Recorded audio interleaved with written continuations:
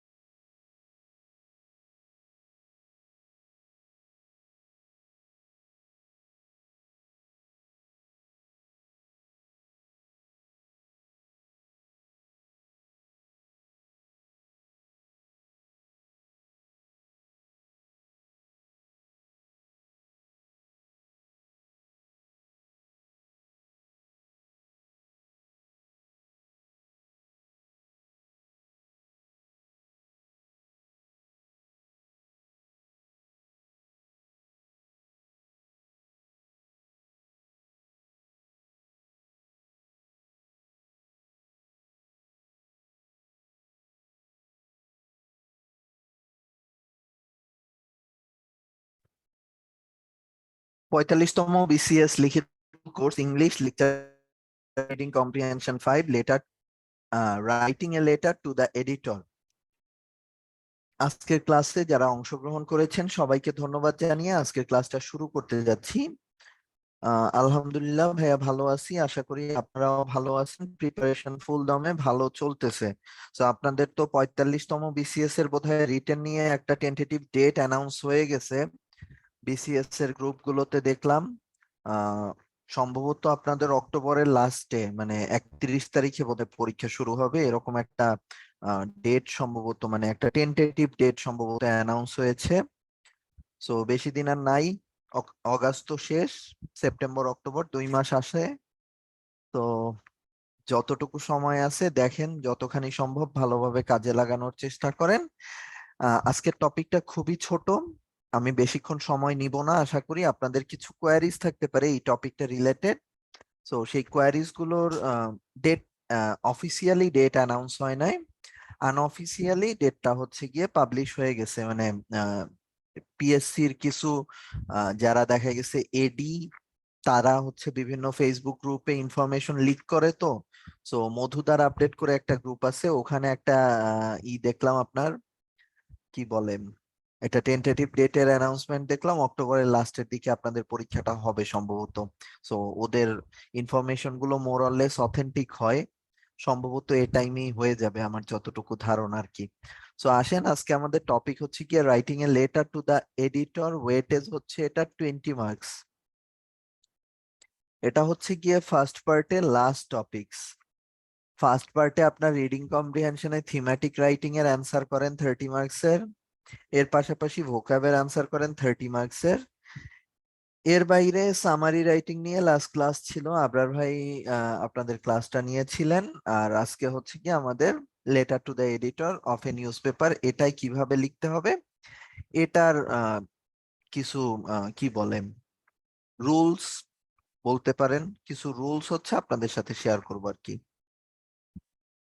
এটায় কত পাওয়া পসিবল ভাইয়া? এটায় 14 পাওয়া পসিবল, 14, 12 এরকম পাওয়া যেতে পারে। ঠিক আছে, সো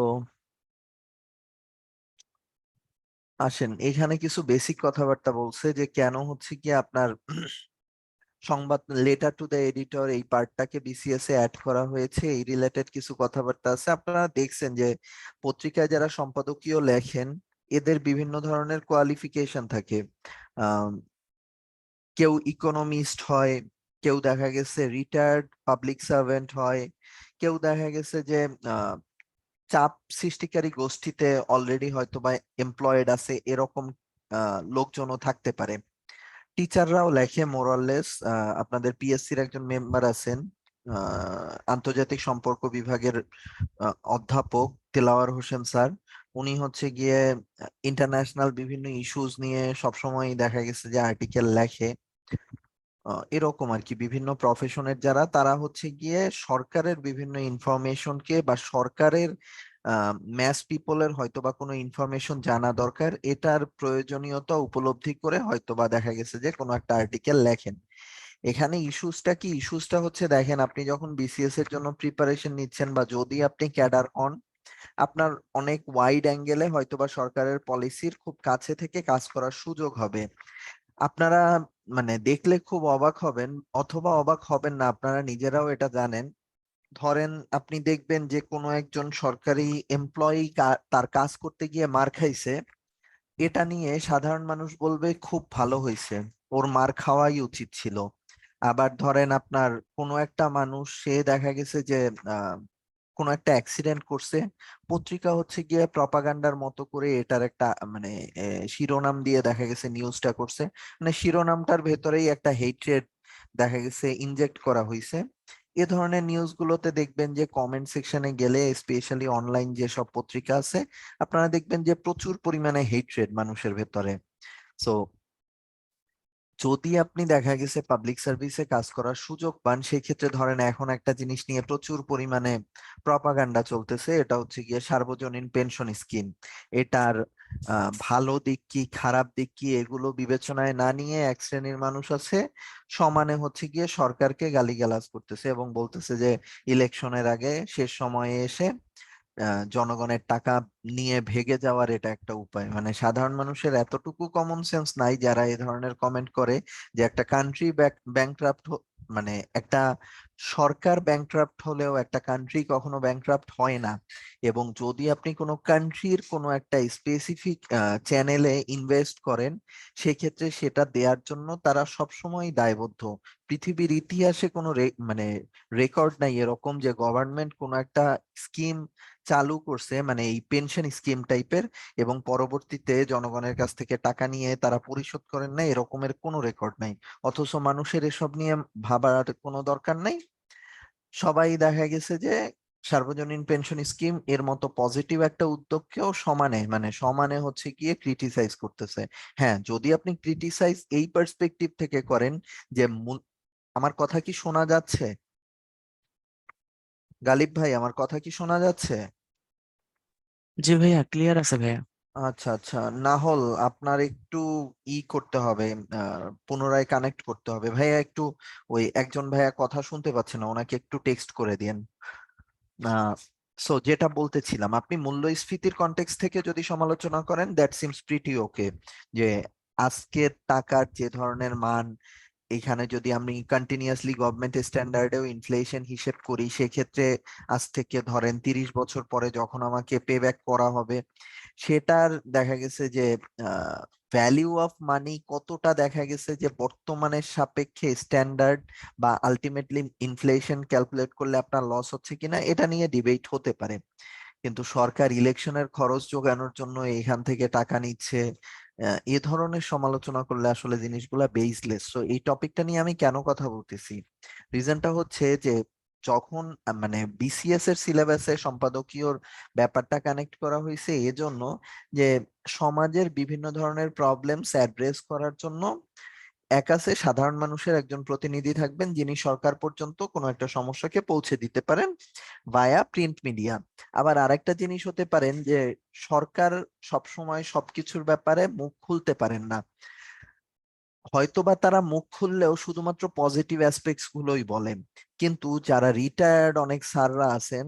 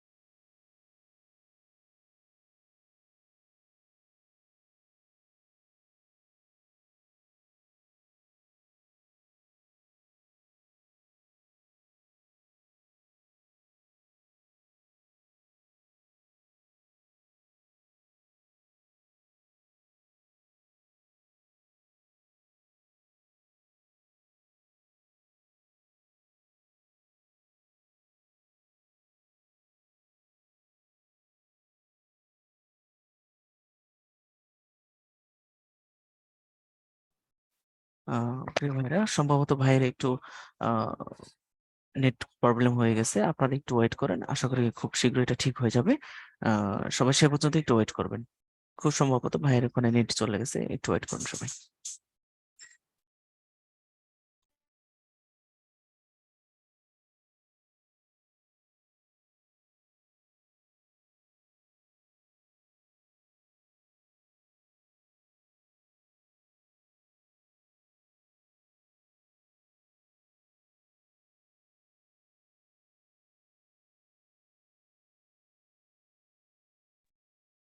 আমাকে কি শুনতে পাচ্ছেন সবাই? জি ভাইয়া, শুনতে পাচ্ছি ভাইয়া। আচ্ছা, সরি, আমি একটু ডিসকানেক্ট হয়ে গিয়েছিলাম, কারেন্ট চলে গেছিল। আচ্ছা, সো যেটা নিয়ে কথা বলতেছিলাম যে হয়তোবা গভর্নমেন্ট কোনো একটা টপিক নিয়ে যখন কথা বলতে চায়, ধরেন এই সার্বজনীন পেনশন স্কিম, এটা নিয়েই যদি গভর্নমেন্ট কথা বলতে চায়, তারা কিন্তু কখনোই এটার ক্রিটিসিজমের জায়গাগুলো নিয়ে কথা বলবে না। কিন্তু প্রিভিয়াসলি যারা পলিসি পেপার নিয়ে কাজ করছে এবং কারেন্টলি রিটায়ারমেন্টে চলে গেছে, ভাইয়া স্লাইডটা কি দেখা যাচ্ছে গালিব ভাইয়া? ভাইয়া, আপনি হচ্ছে উদ্ভাসন মাসের প্রেসটা ইয়ে করছেন ভাইয়া। আচ্ছা আচ্ছা, ঠিক আছে। এখন কি দেখা যাচ্ছে ভাইয়া? জি ভাইয়া, এখন দেখতে পাচ্ছি। Okay, thank you so much.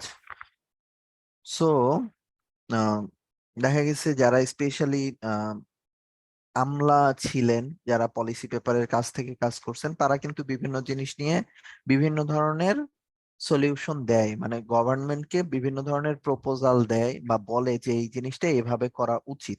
যেমন ধরেন আপনাদের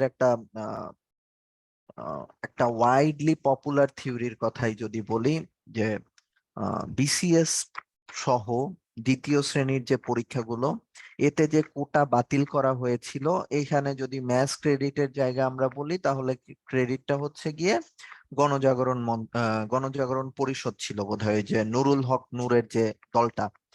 কিন্তু সে তো ডেফিনেটলি বিশাল একটা অবদান রেখেছেন। পাশাপাশি প্রিন্ট মিডিয়াতে তৎকালীন সময়ে হচ্ছে গিয়ে কন্টিনিউয়াসলি প্রাক্তন দুজন মন্ত্রিপরিষদ সচিব স্যার কোটার কি কি প্রবলেম হয় সার্ভিসের ভেতরে এটা নিয়ে, মানে কন্টিনিউয়াসলি হচ্ছে গিয়ে বিভিন্ন ধরনের আর্টিকেল লিখেছেন, যার ফলশ্রুতিতে দেখা গেছে স্টুডেন্ট সমাজে অনেক বেশি সচেতন হয়েছে। কোটার ফলশ্রুতিতে কি ধরনের প্রবলেমস হচ্ছে এগুলোর ব্যাপারে অনেক ইনসাইট তারা জানতে পেরেছে। সো বিসিএস দিয়ে আপনি যেহেতু একজন ক্যাডার অফিসার হবেন, সরকারের অনেক সময় ভাবমূর্তি উঁচু স্তরে তোলার জন্য আপনার পত্রিকায় কলাম লেখা লাগতে পারে।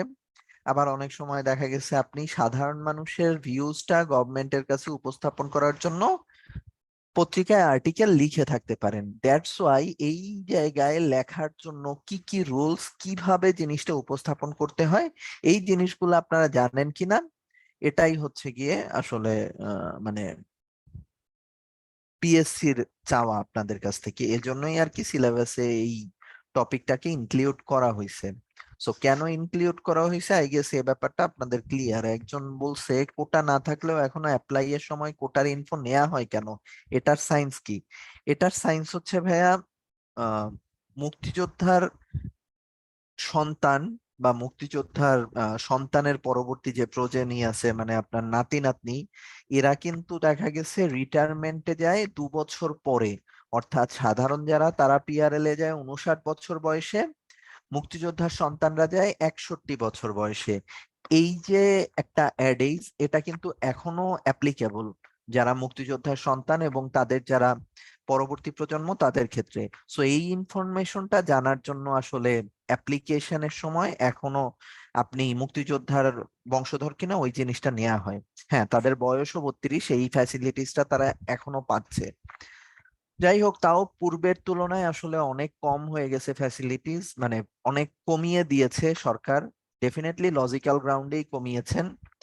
এমন একটা সময় ছিল 38-এ, তো 38 লাস্ট বিসিএস ছিল আপনার কোটাধারীদের। 38-এ এরকমও আমি দেখছি, আমার ফ্রেন্ড অ্যাডমিন ক্যাডারে আছেন, তার রিটেনে নাম্বার ছিল 470।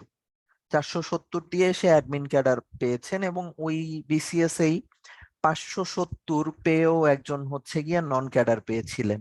সো এ ধরনের একটা, মানে কি বলে আপনার, বিশাল ওয়াইড অ্যাঙ্গেলের একটা গ্যাপ থাকে কোটাধারীদের সাথে অন্যান্যদের। যাই হোক, এখন আর নাই। আর কি কি বলছে ভাইয়া, what's the theme of smart Bangladesh, এটার অ্যান্সার কি? আমি সব স্যারের কাছে পছন্দ হয়নি।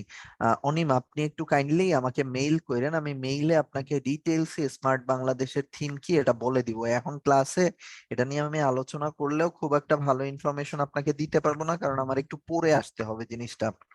আমার তো স্মার্টের যে অ্যাব্রিভিয়েশন সেটাই এখন মনে নেই। সো আমি একটু পড়ে আপনাকে এটা রিলেটেড ইনফরমেশন দিতে পারবো। আপনি আমাকে মেইল করেন, আমি মেইলে জবাব দিয়ে দিব না।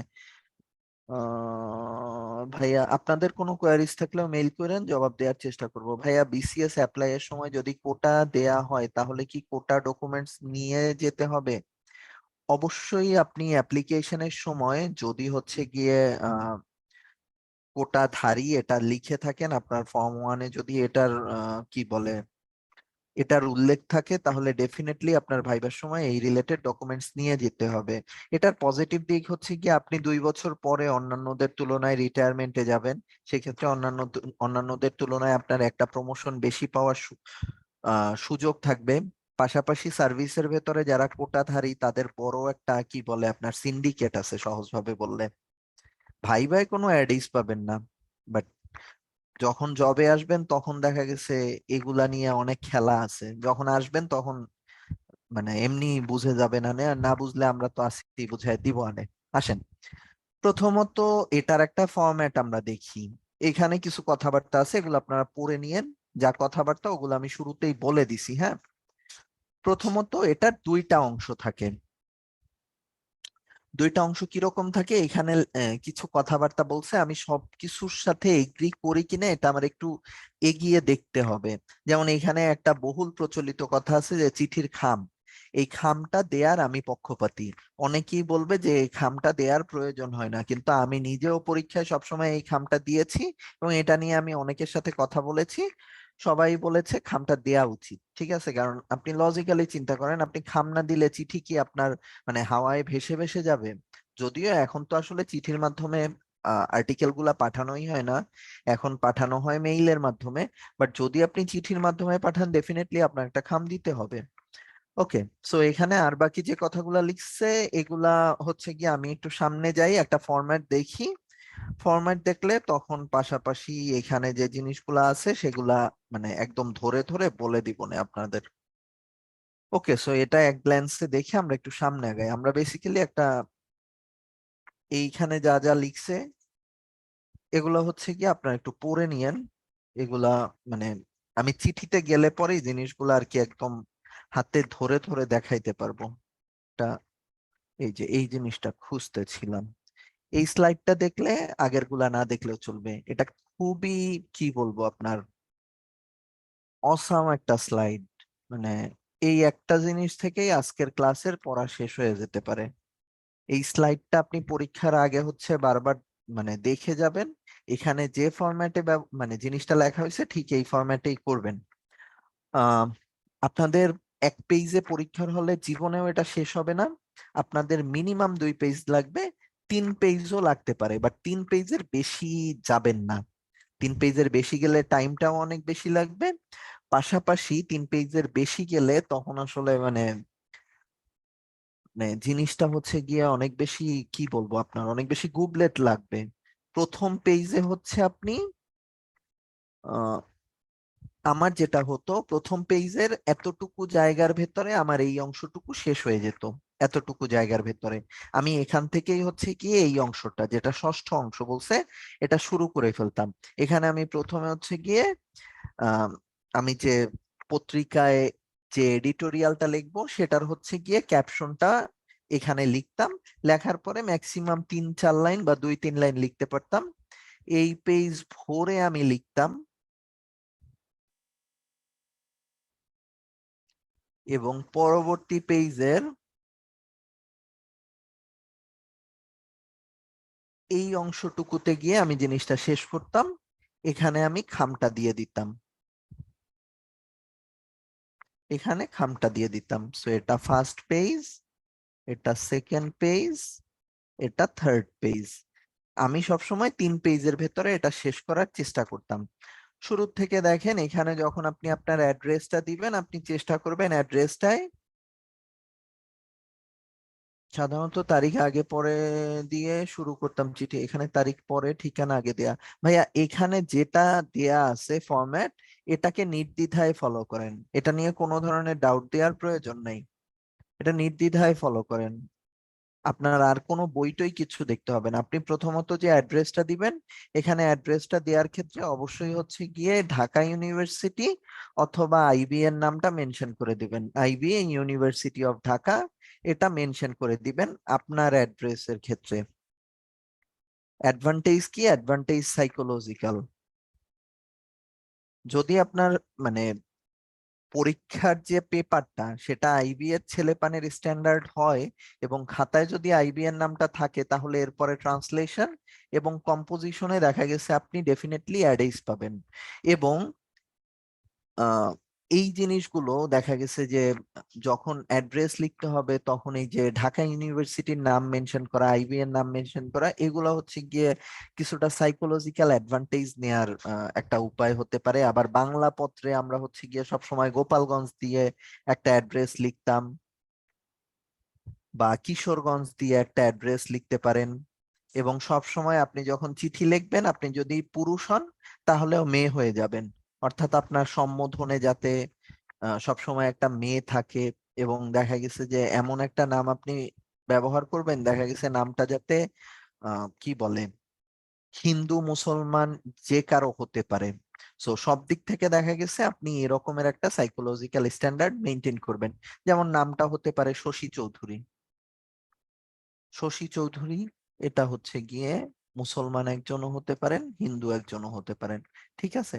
সেক্ষেত্রে যিনি পরীক্ষাটা মানে খাতাটা যিনি দেখতেছেন, তিনি যে ধর্মেরই হন, আপনাকে দেখা গেছে মোটামুটি তার আপনজন ভাববে। ব্যাপারটা এরকম। এটা মানে এটা আমাদের জিনে মিশে আছে। এটা নিয়ে আপনি হয়তো বা বলবেন, ভাইয়া এগুলা কি বলতেছে, সব মানুষ এরকম না, মানুষ হচ্ছে গিয়ে নন বায়াসড স্ট্যান্ডার্ড থেকে সবকিছু বিবেচনা করে। হইতে পারে আপনি যেটা বলছেন সেটাও সত্য হতে পারে, বাট আমরা ম্যাক্সিমাম মানুষ প্রিজুডিসড।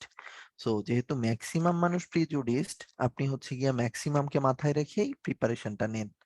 ওকে, সো ফার্স্ট অংশ গেল। দ্বিতীয় অংশ, যেদিন পরীক্ষা সেদিনের ডেট দিবেন। তৃতীয় অংশ, ডেইলি স্টার দিতে পারেন। ডেইলি স্টার হচ্ছে গিয়ে মানে যারা খাতা দেখেন তাদের কাছেও খুব পপুলার একটা পত্রিকা। অ্যাড্রেসটা ডেফিনেটলি এক্সাক্ট অ্যাড্রেস দিতে হবে। এটাই ভুল করলে আপনি ডেফিনেটলি 2 মার্কস লেস পাবেন। অ্যাড্রেসটা একদম 64 to 65 কাজী নজরুল ইসলাম এভিনিউ লেখেন, আবার কারওয়ান বাজার লিখতে যায় না, কাজী নজরুল ইসলাম এভিনিউ লেখেন। কারওয়ান বাজারটা নিয়ে একটা প্রবলেম আছে। কারওয়ান বাজারটা নিয়ে প্রবলেম কি? কারওয়ান বাজারের নাম কারওয়ান বাজার নাকি কাওরান বাজার, এটা নিয়ে আপনি পরীক্ষার হলে গন্ডগোল পাকায় ফেলতে পারেন। মানে মানুষ যখন রাশে থাকে তখনই তো আসলে ভুল করে। সো এই কারওয়ান বাজার কাওরান বাজার এত প্যাচেই যাওয়ার দরকার নেই, আপনি কাজী নজরুল ইসলাম এভিনিউ দিয়ে দিবেন। ওকে, নেক্সট ওয়ান হচ্ছে ডিয়ার স্যার। এখানে আপনি ডিয়ার এডিটর বলতে পারেন, আমি স্যার বলতে বলবো না, আমি বলবো এডিটর বলতে। এডিটর বলার ভেতরে কি স্মার্টনেস আছে? যদি তিনি ফিমেল হন সেই ক্ষেত্রেও জিনিসটা ডিয়ার এডিটর বলছেন, সেই ক্ষেত্রে আপনি হচ্ছে গিয়ে মানে জেন্ডার রিলেটেড কোনো প্যাচেই গেলেন না। অলদো আমরা জানি যে ফিমেলদেরও আজকাল আমরা সার্ভিসের ভেতরে স্যার বলে সম্বোধন করি, ইভেনচুয়ালি ডিয়ার এডিটর বলতে পারেন। এটা মানে much more appropriate from my perspective. এখানে যে অংশটুকু আছে, I would be highly appreciative and grateful to you if you kindly publish the following article entitled, এখানে টাইটেলটার নাম থাকবে in the letters column of your renowned daily news paper. এই লেখাটা এখানে যা বলছে ঠিক একই জিনিস আপনার ভাষায় লিখবেন। অর্থাৎ এখানে যে জিনিসটা বলা আছে, দেখা গেছে পরীক্ষার হলে 90% স্টুডেন্ট ঠিক এই কথাটাই লিখবে, কিন্তু আপনি দেখা গেছে এখানে আপনার মতো করে কিছু যদি ভোকাবে চেঞ্জ আনেন, যেমন আপনি এভাবে বলতে পারেন, it would be highly appreciative from my perspective if you publish the below attached article entitled dash in your esteemed daily newspaper। এখানে দেখেন আমি কিছুটা মানে কি বলে, আমার যে আইকিউটা, আমার যে ক্রিয়েটিভিটিটা সেটার ব্যবহার করছি। সো এখানে এই অংশটুকুর ভেতরে আপনি হাইলি স্ট্যান্ডার্ড কিছু ভোক্যাব ব্যবহার করতে পারেন, বাট কোনোভাবেই সেটা আপনি যে পেপারে লিখবেন তাতে 3 লাইনের যাতে বেশি না হয়। আর্টিকেলের টপিক সহ এই অংশটুকু, এই চতুর্থ অংশ যেটা স্যালিউটেশনের পার্টটা, এই পার্টটাকে আপনি 3 লাইনের ভেতরে শেষ করে দিবেন। ওকে, নেক্সট অংশ কি? Yours faithfully. এভাবে না বলে ট্রুলি ইয়োর্স বলতে পারেন। এটা আমাদের মানে আইবি এর এক স্যার শিখাইছিলেন যে ট্রুলি ইয়োর্স, সেটা হচ্ছে গিয়ে মাচ মোর অ্যাপ্রোপ্রিয়েট। স্যারের নামটা আমি এখন ভুলে গেলাম, খুবই নামকরা মার্কেটিং এর এক স্যার। উনি হচ্ছে গিয়ে আমাদের ব্র্যান্ড ম্যানেজমেন্ট পড়াইছিলেন। সো ব্র্যান্ড ম্যানেজমেন্টে আপনারা জানেন যে ব্র্যান্ডের যখন দেখা গেছে আপনার কোনো একটা মানে বড় ধরনের যে প্রোগ্রাম গুলা হয়, যেমন ধরেন এরোপ্লেনের শো, না শিবলি রুবায়েত স্যার আইবিএ তে ক্লাস নেয় না, ধরেন এরোপ্লেনের অকশন, ওনার নাম হচ্ছে ব্র্যান্ড মোস্তাক, মানে নাম হচ্ছে মোস্তাক স্যার, আমরা ব্র্যান্ড মোস্তাক ডাকতাম। উনি মানে বাংলাদেশের সব থেকে বড় ব্র্যান্ডের কি বলে আপনার কোন একটা ব্র্যান্ড এস্টাবলিশমেন্টের ক্ষেত্রে যে দেখা গেছে জিনিসগুলো খুব সাইন্টিফিক্যালি এক্সপ্লেইন করতে পারে। ধরেন স্কয়ারের মতো কোম্পানিও যখন নতুন কোনো একটা প্রোডাক্ট মার্কেটে আনবেন, তখন ওই প্রোডাক্টটা মার্কেটে লঞ্চ করা থেকে শুরু করে ওদের টার্গেট কাস্টমার প্রত্যেকটা জিনিস হচ্ছে গিয়ে স্যারের কাছ থেকে আগে আইডিয়া নেয়, তারপরে হচ্ছে গিয়ে করেন মোস্তাক স্যার আর কি, আমরা ব্র্যান্ড মোস্তাক ডাকলাম। যাই হোক, এরকম বড় বড় যখন এরোপ্লেনের অকশন হোক বা এই টাইপের বড় বড় যখন প্রোগ্রাম করা হয়, তখন দেখা গেছে আপনার কি বলে ফর্মালিটি স্বরূপ লেটার পাঠানো হয় ইনভাইটেশনের ক্ষেত্রে। যেমন আপনারা রিসেন্ট টাইমে মুকেশ আম্বানির মেয়ের বিয়ের ক্ষেত্রেও দেখছিলেন যে বলিউড সেলিব্রিটিদের যখন তিনি ইনভাইট করেছিলেন, তখন যে আপনার লেটারটা পাঠিয়েছিলেন, ওটার ভেতরে ইন্ডিভিজুয়ালি সে হচ্ছে গিয়ে কত ক্যারেটের জানি গোল্ডের একটা কি জানি দিয়েছিলেন। সো এই যে লেটার গুলা দেয়া হয়, ওইটার একদম হচ্ছে গিয়ে সে ফরম্যাটটা দেখাইছিল, মানে ওই রকমের আহ, বড় প্রোগ্রাম গুলোতে যে ধরনের লেটার গুলো লেখা হয়, সেখানে কি বলে সম্বোধন করা হয়, নিচে দেখা গেছে এন্ডিং এ কি লেখা হয়, ওখানে স্যার দেখাইছিলেন যে মোস্ট অ্যাপ্রোপ্রিয়েট হচ্ছে গিয়ে মানে in recent time truly years, ঠিক আছে। সো ওই রেফারেন্স থেকে বলতেছি যে ট্রুলি ইয়ার্স লিখতে পারেন আর কি। এটা আমার বলা না, ওই লেভেলের একজন স্যার আর কি সাজেস্ট করছিল, সেখান থেকে শিখছিলাম, আপনাদের মাঝে আর কি ইনফরমেশনটা দিয়ে দিলাম, বাকিটা আপনাদের ইচ্ছা। ওকে, নেক্সট হচ্ছে টপিক নেম। এখানে হচ্ছে কি আপনি আর্টিকেলের নামটা লিখবেন, আর্টিকেলের নামটা, আর্টিকেলস নেম, এই নামটা হচ্ছে গিয়ে আপনার কোনোভাবেই গ্রামাটিক্যালি কারেক্ট হওয়া নেসেসারি না, গ্রামাটিক্যালি কারেক্ট হওয়া নেসেসারি না, ইনকারেক্ট হতে পারে, ঠিক আছে, হতে পারে। এখন এই আর্টিকেলের যখন আপনি নামটা লিখবেন, তখন নামটা এমন ভাবে আপনি লিখবেন যাতে দেখা গেছে আর্টিকেলের ভেতরে আপনি যে অংশটাকে অ্যাড্রেস করতে চাচ্ছেন, সম্পূর্ণটার একটা ধারণা যাতে চলে আসে। যেমন কি হতে পারে দেখি, আপনাদের স্লাইডে হয়তো বা প্রিভিয়াস ইয়ারের কোশ্চেন অ্যাড করা আছে। ধরেন এখানেই বলছে, right a letter to the editor of a news paper about cyber crime in Bangladesh and solution to the problem. ধরেন এরকম যদি একটা জিনিস হয়, আব্দুর রহিম ভাইয়া একটা কথা বলছেন যে যে টিচার খাতা দেখবে সে যদি মনে করে ট্রুলি ইয়ার্স, এমন তো হয় না, এইভাবে কম দিয়ে দেয়। মানে যদি তিনি না জানেন, দেখেন যখন আপনি শুরুতেই সম্বোধন করবেন না, মানে এটা হচ্ছে কি ডিপেন্ড করে আপনার খাতাটা কতখানি অ্যাপ্রোপ্রিয়েট। আপনি প্রথমে কি লিখছেন, থিম্যাটিক কোশ্চেন লিখছেন, এখানে আপনি ধরেন 22 পেয়ে গেছেন। এরপরে আপনি ভোক্যাব পার্টটায়, গ্রামার পার্টটায় ভোক্যাবে 30-এ 26 পেয়ে গেছেন। আপনার সম্পর্কে টিচারের একটা লার্জার স্টিম, একটা মানে কি বলে, একটা মানে এক্সেপশনাল একটা ধারণা অলরেডি তৈরি হয়ে যাবে। এরপরে আপনি সামারি লিখবেন, সামারিতেও ধরেন আপনি 13-14 পেয়ে গেলেন, বা ধরেন আপনি 12ই পেয়ে গেলেন। এখানে এই পোর্শনে যখন আপনি আপনার খাতাটা ডিস্টিংটিভ করে ফেলবেন, তখন লেটারে এসে স্যার প্রি অকুপাইড হয়ে যাবে যে আপনাকে কি রকম নাম্বার দিবে। এই অংশটুকুতে যখন আপনি ভালো নাম্বার তুলবেন, এর পরের যে জিনিসগুলা লাইক লেটার, ট্রান্সলেশন, কম্পোজিশন, এই জায়গাগুলোতে আপনার খাতা সে আর পড়বেও না, সে জাস্ট আপনার খাতায় চোখ বুলিয়ে যাবে। যদি আপনার খাতা পরিচ্ছন্ন হয়, যদি আপনার মানুষের হ্যান্ডরাইটিং দেখলে বোঝা যায় যে তার লেখাটা কতখানি কনফিডেন্টলি সে লিখছে, যদি আপনার লেখায় কোনো ধরনের স্পেলিং মিস্টেক না হয়, কোনো ধরনের কাটাকাটি না থাকে, যদি স্বচ্ছ থাকে, তাহলে এমনিতেই এই পোর্শনে আপনি তখন ধরে নিতে পারেন যে আপনি 60% বা 55% নাম্বার পেয়ে যাবেন। সো এই পার্টটায় আপনি যদি ভালো করে আসেন, তারপরে আমি যে আপনারে বলছি আপনি লেটারে ওই জিনিসটা করলে 14 পাবেন, চোখ বুঝে বিশ্বাস রাখতে পারেন। এটা অলওয়েজ প্যাসেজ রিলেটেড হবে, অলওয়েজ। আপনার খাতার আউটলুক ফিট করে দিবে এই দুইটা জিনিস, থিম্যাটিক কোশ্চেন আর ভোকাবুলারি। এই দুইটা পার্টে আপনি যদি ভালো করতে পারেন, আপনি এমনিতেই ইংলিশে ভালো করবেন। মানে ফ্রি হ্যান্ড রাইটিং এর এই জায়গাটায় তারাই ভালো করে যার থিম্যাটিক কোশ্চেনের অ্যান্সার ভালো হবে, ঠিক আছে। অ্যান্সার করার সময় কি সিরিয়াল মেনটেন করে অ্যান্সার করব? আগে লেটার টু এডিটর দেয়া যাবে না? উম, আপনি যদি চান সামারির আগে লেটার টু এডিটর দিতে পারেন, সমস্যা নাই। এটা খুবই ফানি একটা কোশ্চেন যে আপনি বিসিএস ইংলিশ রিটেন এক্সাম শুরুই করবেন কম্পোজিশন দিয়ে। মানে এটা খুবই ফানি একটা কোশ্চেন, এজন্য কজ আপনি পরীক্ষার হলে এটা করতেই পারবেন না। কেন করতে পারবেন না আমি বলতেছি। দেখেন মানে ব্যাপারটা হচ্ছে আপনি যদি কখনো একটা মানে ক্রিকেট ম্যাচ শুরুই করান হচ্ছে গিয়ে দেখা গেছে যে মুস্তাফিজুর রহমানের ওপেন পাঠায়া, তাহলে এটা হচ্ছে একটা গ্যাম্বল। হয়তো বা ক্লিক করতে পারে, অনেক সময় করছে, যেমন সুনীল নারায়ণ এক সময় হচ্ছে গিয়ে গ্যাম্বলিং করে ওয়েস্ট ইন্ডিজে তারে ওপেন করতে পাঠাইছে, এক সময় সে ক্লিক করছে, পরে সে ওপেনারও হয়ে গেছিল। বাট এটা হওয়ার প্রবাবিলিটি খুবই কম। অর্থাৎ আপনাদের ইংলিশ এক্সামে 4 ঘন্টার একটা প্ল্যানিং আমি বলে দিছিলাম, 4 আওয়ার্স প্ল্যান, কোনটা কতটুকুর ভেতরে শেষ করবেন। সো সেখানে আপনি যদি প্রথমে কম্পোজিশন লেখেন, দেখেন মানুষের মাইন্ড শুরুর দিকে অনেক বেশি রিল্যাক্স থাকে, এবং আপনি যদি শুরুতে কম্পোজিশন লিখতে যান আপনার 1 ঘন্টায় কমপ্লিট হবে না, আপনার মনে হবে আর একটু লেখি। এটা একটা সাইকোলজিক্যাল ব্যাপার। ঠিক আছে, ওই জন্য বললাম যে আপনি এটা করতে পারবেন না। হ্যাঁ, আপনি যদি মনে হয় যে আউট অফ দা বক্স করবেন, করতে পারেন। বাট বিসিএস মানে বিসিএস এক্সামটা আমার কাছে মনে হয়েছে কি, আমার কাছে আমার বাচ্চার থেকেও মানে অনেক বেশি যত্ন করে লালন পালন করতে হয়েছে, এরকম একটা ব্যাপার।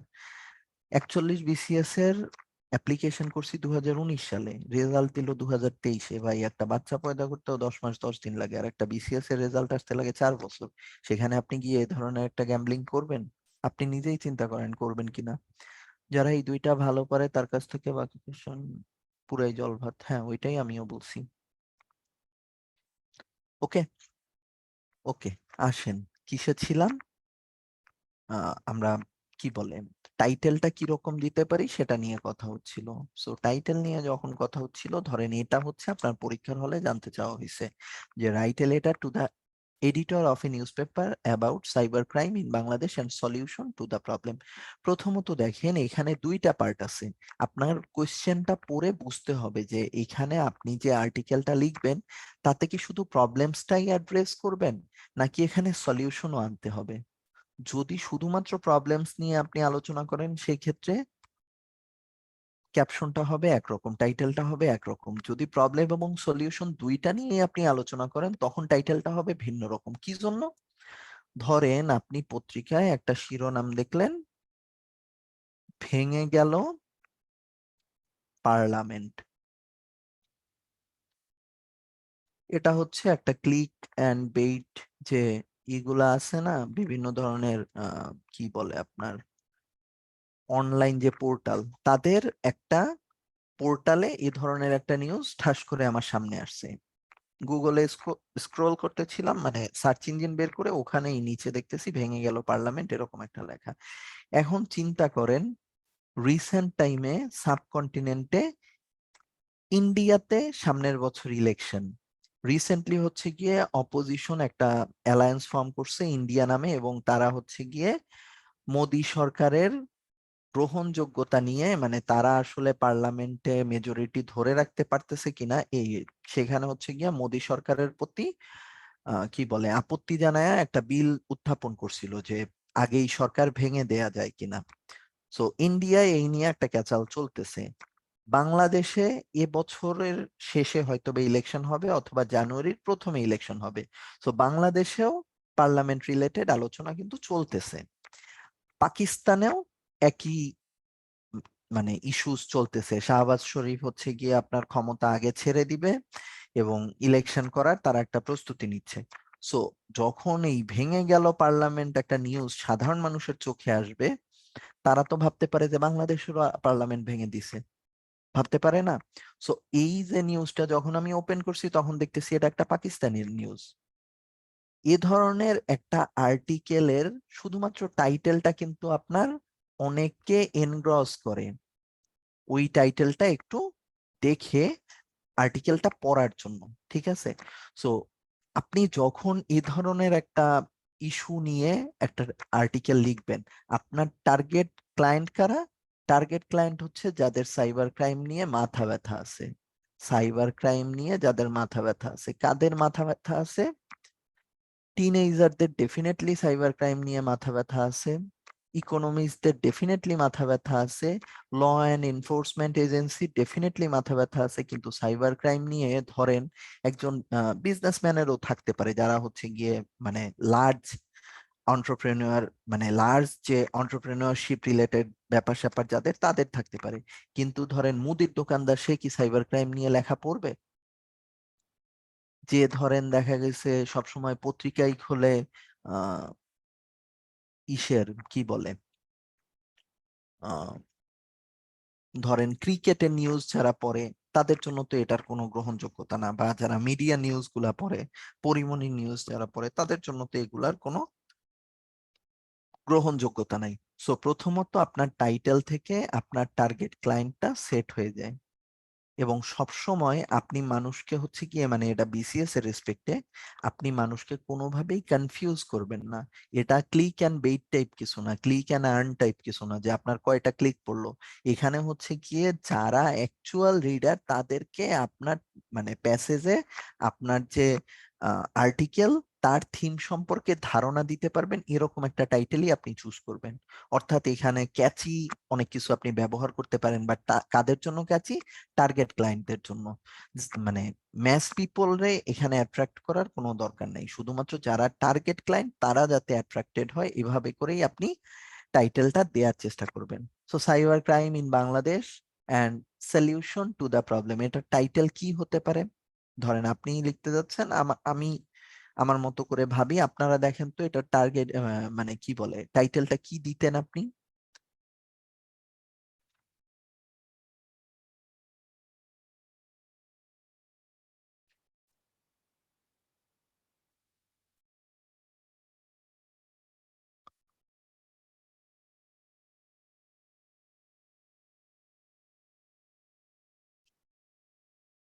ওকে, আমি একটা পেজ ওপেন করি। সাইবার ক্রাইম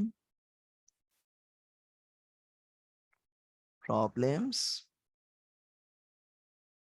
অ্যান্ড সলিউশন, এটা আপনাদের এক ভাইয়াই লিখছেন। Okay, cyber crime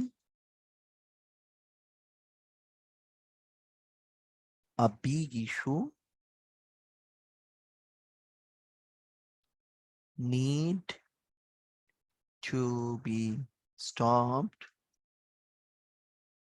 urgently.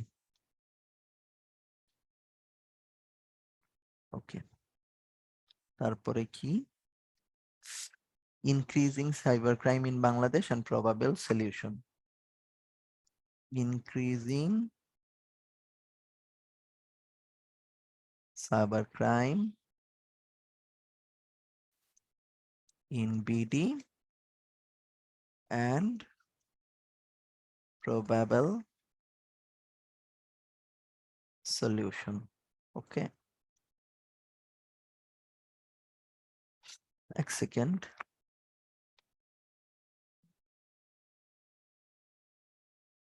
Cyber security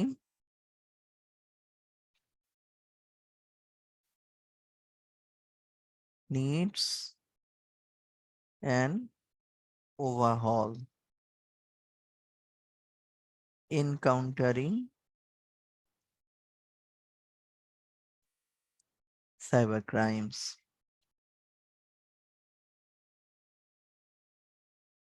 Cybercrime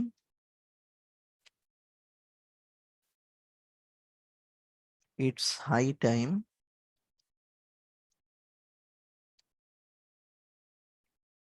to be concerned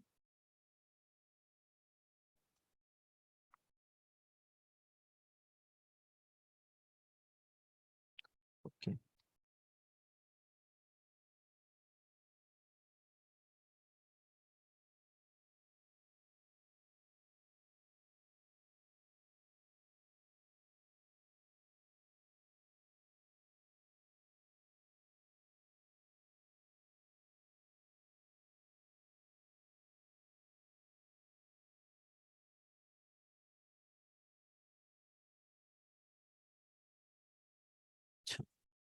cybercrime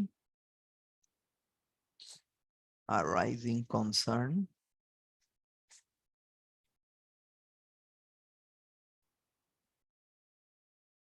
cybercrime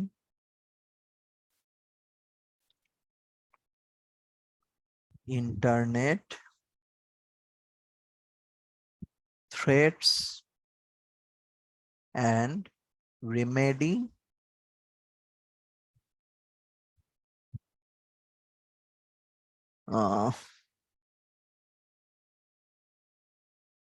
cyber crime threats and solution,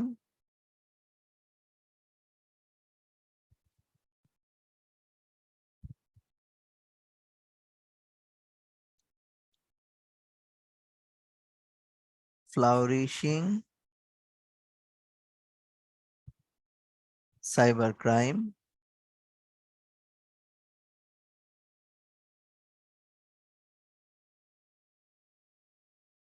what's the solution? ওকে, আরো আছে cyber crime a big challenge for our coming days, cyber crime aftermath of capricious dealing with the boon, cybercrime needs our attention, cybercrime a threat to the society. ওকে, প্রথমত যেগুলো instruction 5 থেকে 6 word, এর ভেতরে preposition বাদে, ওকে, এটা প্রথমত follow করেন। এটা যদি আপনি ফলো করেন, এই যে একটা আর্টিকেলের টাইটেল দিছেন, এত বড় টাইটেল কখনোই দেয়া যাবে না। সেকেন্ড, ধরেন প্রথমটা cyber crime problems and solution, এটা হচ্ছে গিয়ে সব থেকে জেনারেলাইজড একটা শিরোনাম। এটা আপনি দিলে গ্রামাটিক্যালি ভুল না, কিন্তু এ ধরনের আপনি টাইটেল দিলে আপনি ম্যাক্সিমাম 8 থেকে 9 পাবেন। Increasing cyber crime in BD and probable solution, ঠিক আছে, বাট আরো অ্যাডভান্স কি ব্যবহার করা যেতে পারে একটু ভাবেন। Cyber security needs an overhaul, যে কয়টা আছে, যে কয়টা আপনারা ফিডব্যাক দিচ্ছেন তার মধ্যে এটা বেস্ট ছিল, ঠিক আছে। নেক্সট কি আছে, encountering cyber crime. Encountering cyber ক্রাইমের ভেতরে সাইবার ক্রাইমের যে সলিউশনটা দরকার, কিভাবে হচ্ছে গিয়ে এই প্রবলেমসটাকে অ্যাড্রেস করা যেতে পারে, এই রিলেটেড কিছু বলা হয় না, না হলে আপনারটা আবার একটু কষ্ট করে দিয়ে দেন।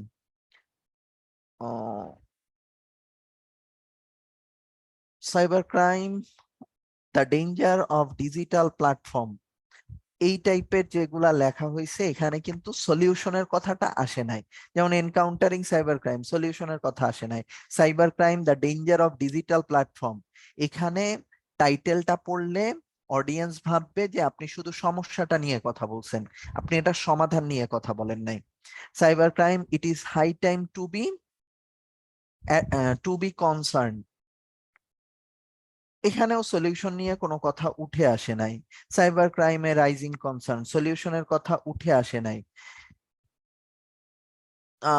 Cyber crime, internet threats and remedy, দুইটা পার্ট উঠে আসছে বাট অনেক বেশি ক্লিশে, বাট তাও আপনি জিনিসটা কমপ্লিট করছেন অ্যাটলিস্ট দুইটা party.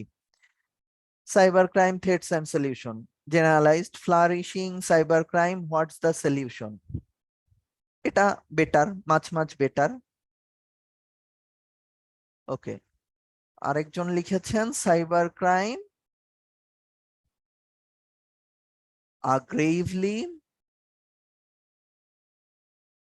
boon and its panacea।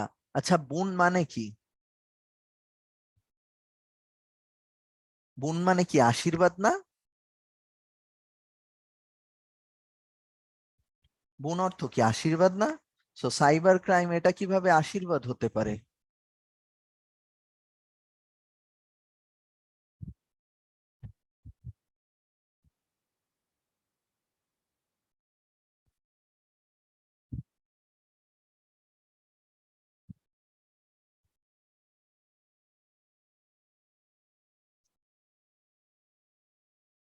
না ভাইয়া, বুন মানেও আশীর্বাদী, আমি ক্রস চেক করলাম তো, বুন মানেও আশীর্বাদী,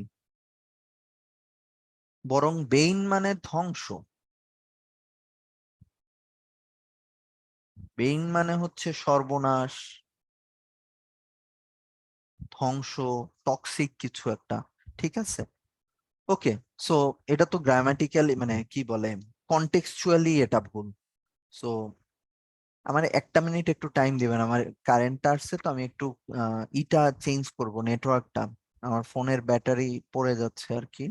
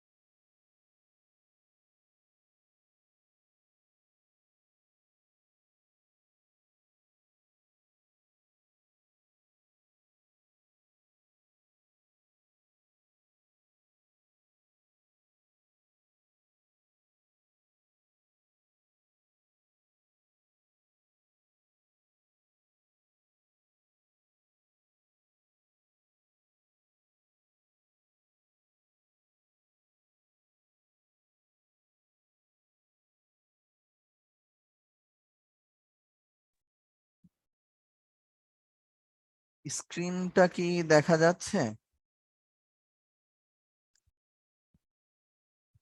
জি ভাইয়া, সবকিছু ক্লিয়ার বোঝা দেখা যাচ্ছে ভাইয়া। আচ্ছা আচ্ছা, ঠিক আছে, থ্যাংক ইউ। ওকে ওকে, ভাইয়া। সো যেটা নিয়ে কথা বলতেছিলাম, যে দেখেন আপনারা যারা ফিডব্যাক দিয়েছেন তার ভেতরে এটা এবং এটা, মোটা দাগে এই দুইটা হচ্ছে গিয়ে অ্যাকচুয়ালি কারেক্ট ফরমেশনের একটা কি বলে আপনার টাইটেল হতে পারতো। একটা ভাইয়া প্রশ্ন করেছেন যে টাইটেলে আমরা কোয়েশ্চেন দিয়ে কোনো টাইটেল করতে পারবো কিনা। আপনি কোয়েশ্চেন দিয়ে টাইটেল করা এই ধরনের যে থাকবে, টাইটেল গুলো থাকবে, তাতে কোয়েশ্চেন করাটা মাছ মাছ অ্যাপ্রিসিয়েটিং, মাছ অ্যাপ্রিসিয়েটিং, ঠিক আছে। ফ্লারিশটা অত ভালো যায় না, বাট সে যেভাবে বলছে তাতে, মানে আমি তো বলছি এটা যতখানি ভালো ততখানি এটা না, বাট ফ্লারিশিং যেতে পারে এখানে, সে যে অর্থে বলছে তাতে সমস্যা নেই। ফ্লারিশ করতেছে, চারদিকে ছড়িয়ে পড়তেছে, ওই অর্থে গেছে, অত খারাপ না মানে, ঠিক আছে, আরো বেটার হতে পারতো, বাট চলে। ওকে, ধরেন আমি নিজে যদি লিখতাম, কি লিখতাম একটু ভাবি, আপনাদের অনেকের কাছ থেকে তো ফিডব্যাক নিলাম। Cyber crime in Bangladesh and solution to the problem. So কিরকম লিখতাম?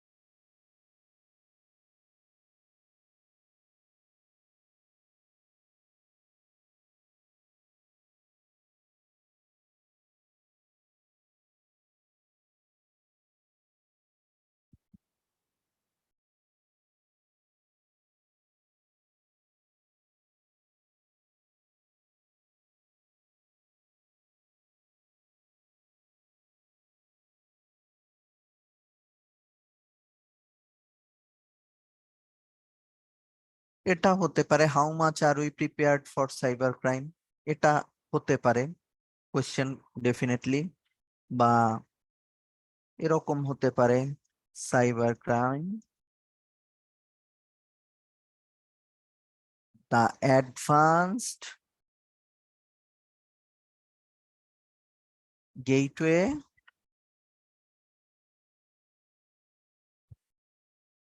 Of threat.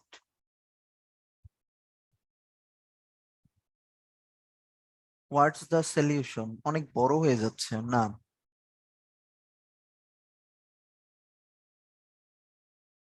The advanced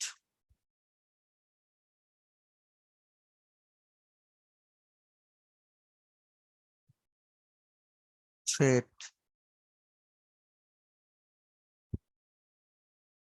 for privacy,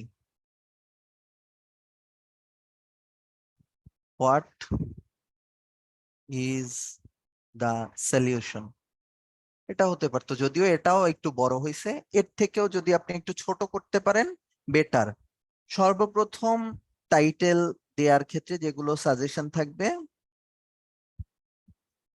একটা হচ্ছে গিয়ে 5 থেকে 6টা ওয়ার্ড, এর বেশি কোনোভাবেই না।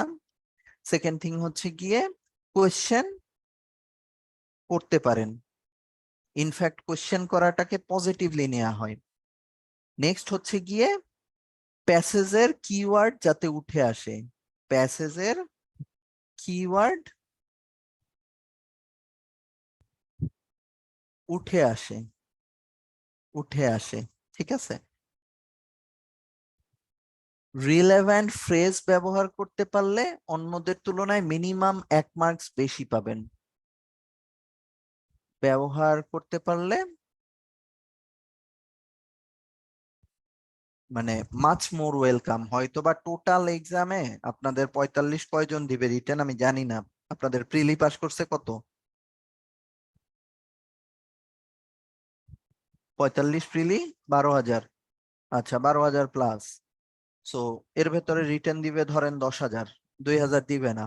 অলরেডি কিছু ক্যাডার হয়ে গেছে 41-এ, দিবে না। অনেকে অসুস্থ থাকবে, অনেকে ডিরেইলড হয়ে গেছে, প্রিপারেশন থাকবে না, 10,000 দিবে। এর ভেতরে ম্যাক্সিমাম 25 জন থাকবে যারা টাইটেলে রিলেভেন্ট ফ্রেজ ব্যবহার করতে পারবে। রিলেভেন্ট ফ্রেজ ব্যবহার করাটা খুবই টাফ। যেমন কি হতে পারে, আহ, ধরেন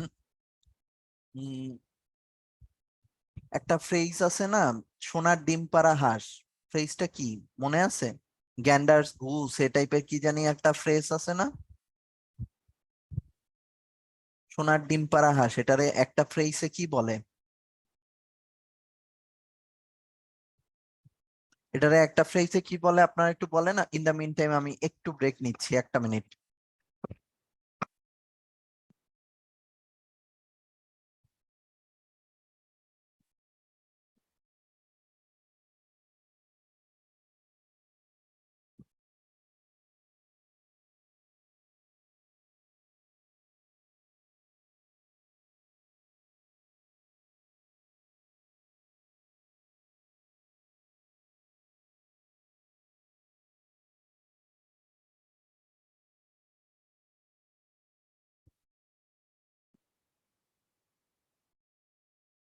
ওকে, ওটার বলে হচ্ছে, ফিডব্যাক দিয়েছেন ধন্যবাদ আপনাকে, গোল্ডেন গুজ বলে।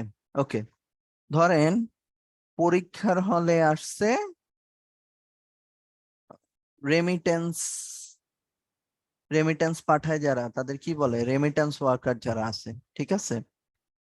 এটা রিলেটেড একটা আর্টিকেল আসছে, আপনি যদি এরকম লিখতে পারেন যে remittance soldier a golden goose for Bangladesh government, এরকম যদি আপনি লিখতে পারেন, তাহলে দেখেন এই যে ফ্রেজটা, এটা হয়তো বা পরীক্ষার হলে অনেকের মাথায় আসবে না, ইনফ্যাক্ট অনেকের মাথায় আসবে বাট ফ্রেজটা মনে থাকবে না।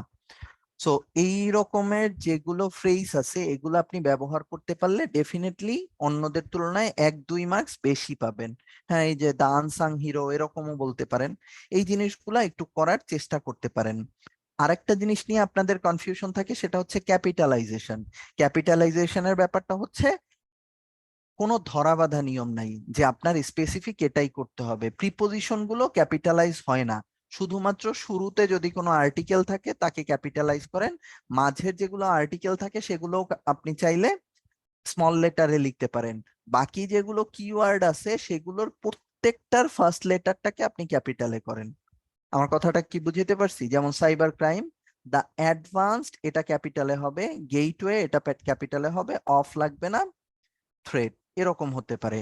টাইটেলে কোলন সাইন দিতেই হবে না, আপনি চাইলে দিতে পারেন। যেমন এইখানে আমি কোলন সাইন দিছি, আবার এ পাশে যেটা লিখছিলাম কোথায়, প্রথমে একটা লিখছিলাম how much are we prepared for cyber crime, এটাই কিন্তু আবার আমরা কোনো কোলন ব্যবহার করি নাই। So it totally depends on you whether the title you are creating there needs a colon or not. ঠিক আছে, সো এ পাশে গেল এই রিলেটেড কথা। টাইটেলটা কিরকম হবে ক্লিয়ার কি? এটুকু নিয়ে কারো কোনো কনফিউশন তো নাই, আছে কি? এই পর্যন্ত, এখান থেকে শুরু করে এই পর্যন্ত, এই জায়গাটায় বলছি কি ক্রিয়েটিভিটি আনতে। আপনি যেটা লিখবেন শুধুমাত্র আপনিই লিখবেন, এরকম কিছু একটা নিজের মতো করে 3 লাইনে, 3 লাইনে একটা ক্রিয়েটিভ কিছু আপনি সেট করবেন। এর পাশাপাশি ষষ্ঠ লাইনে টপিক নেম, টাইটেলটা ব্রেইন স্টর্মিং করে, পরীক্ষার হলে ব্রেইন স্টর্মিং করে, লাগে 2-3 মিনিট সময় নেন, কোনো সমস্যা নাই, কিন্তু আপনার টাইটেল হতে হবে খুব ইউনিক। ঠিক আছে, 2-3 মিনিট সময় নেন, কোনো সমস্যা নাই। ষষ্ঠ অংশ কতটুকু লিখতে হবে? একদম এখান থেকে শুরু করে এই পর্যন্ত সম্পূর্ণ অংশটা আপনি প্যারা করে করে লিখতে পারবেন। প্যারা করে লেখা যায়। অনেকে বলবে যে একটা প্যারাই লিখতে হবে, নট নেসেসারি, প্যারা করে লেখা যায়। ইনফ্যাক্ট প্যারা করে লেখাটাই অ্যাপ্রোপ্রিয়েট। ওকে, এরপরে এই যে অংশটুকু আছে, I therefore request you to highlight the issue in your newspaper to generate, এই অংশটুকু লাগে না, এটা বাদ, এটা লাগে না। সপ্তম অংশ সিগনেচার ডেজিগনেশন, এটা দিয়ে দিতে পারেন, এটা অ্যাপ্রোপ্রিয়েট, এটা আমি দিতাম সব সময় অ্যাপ্রোপ্রিয়েট।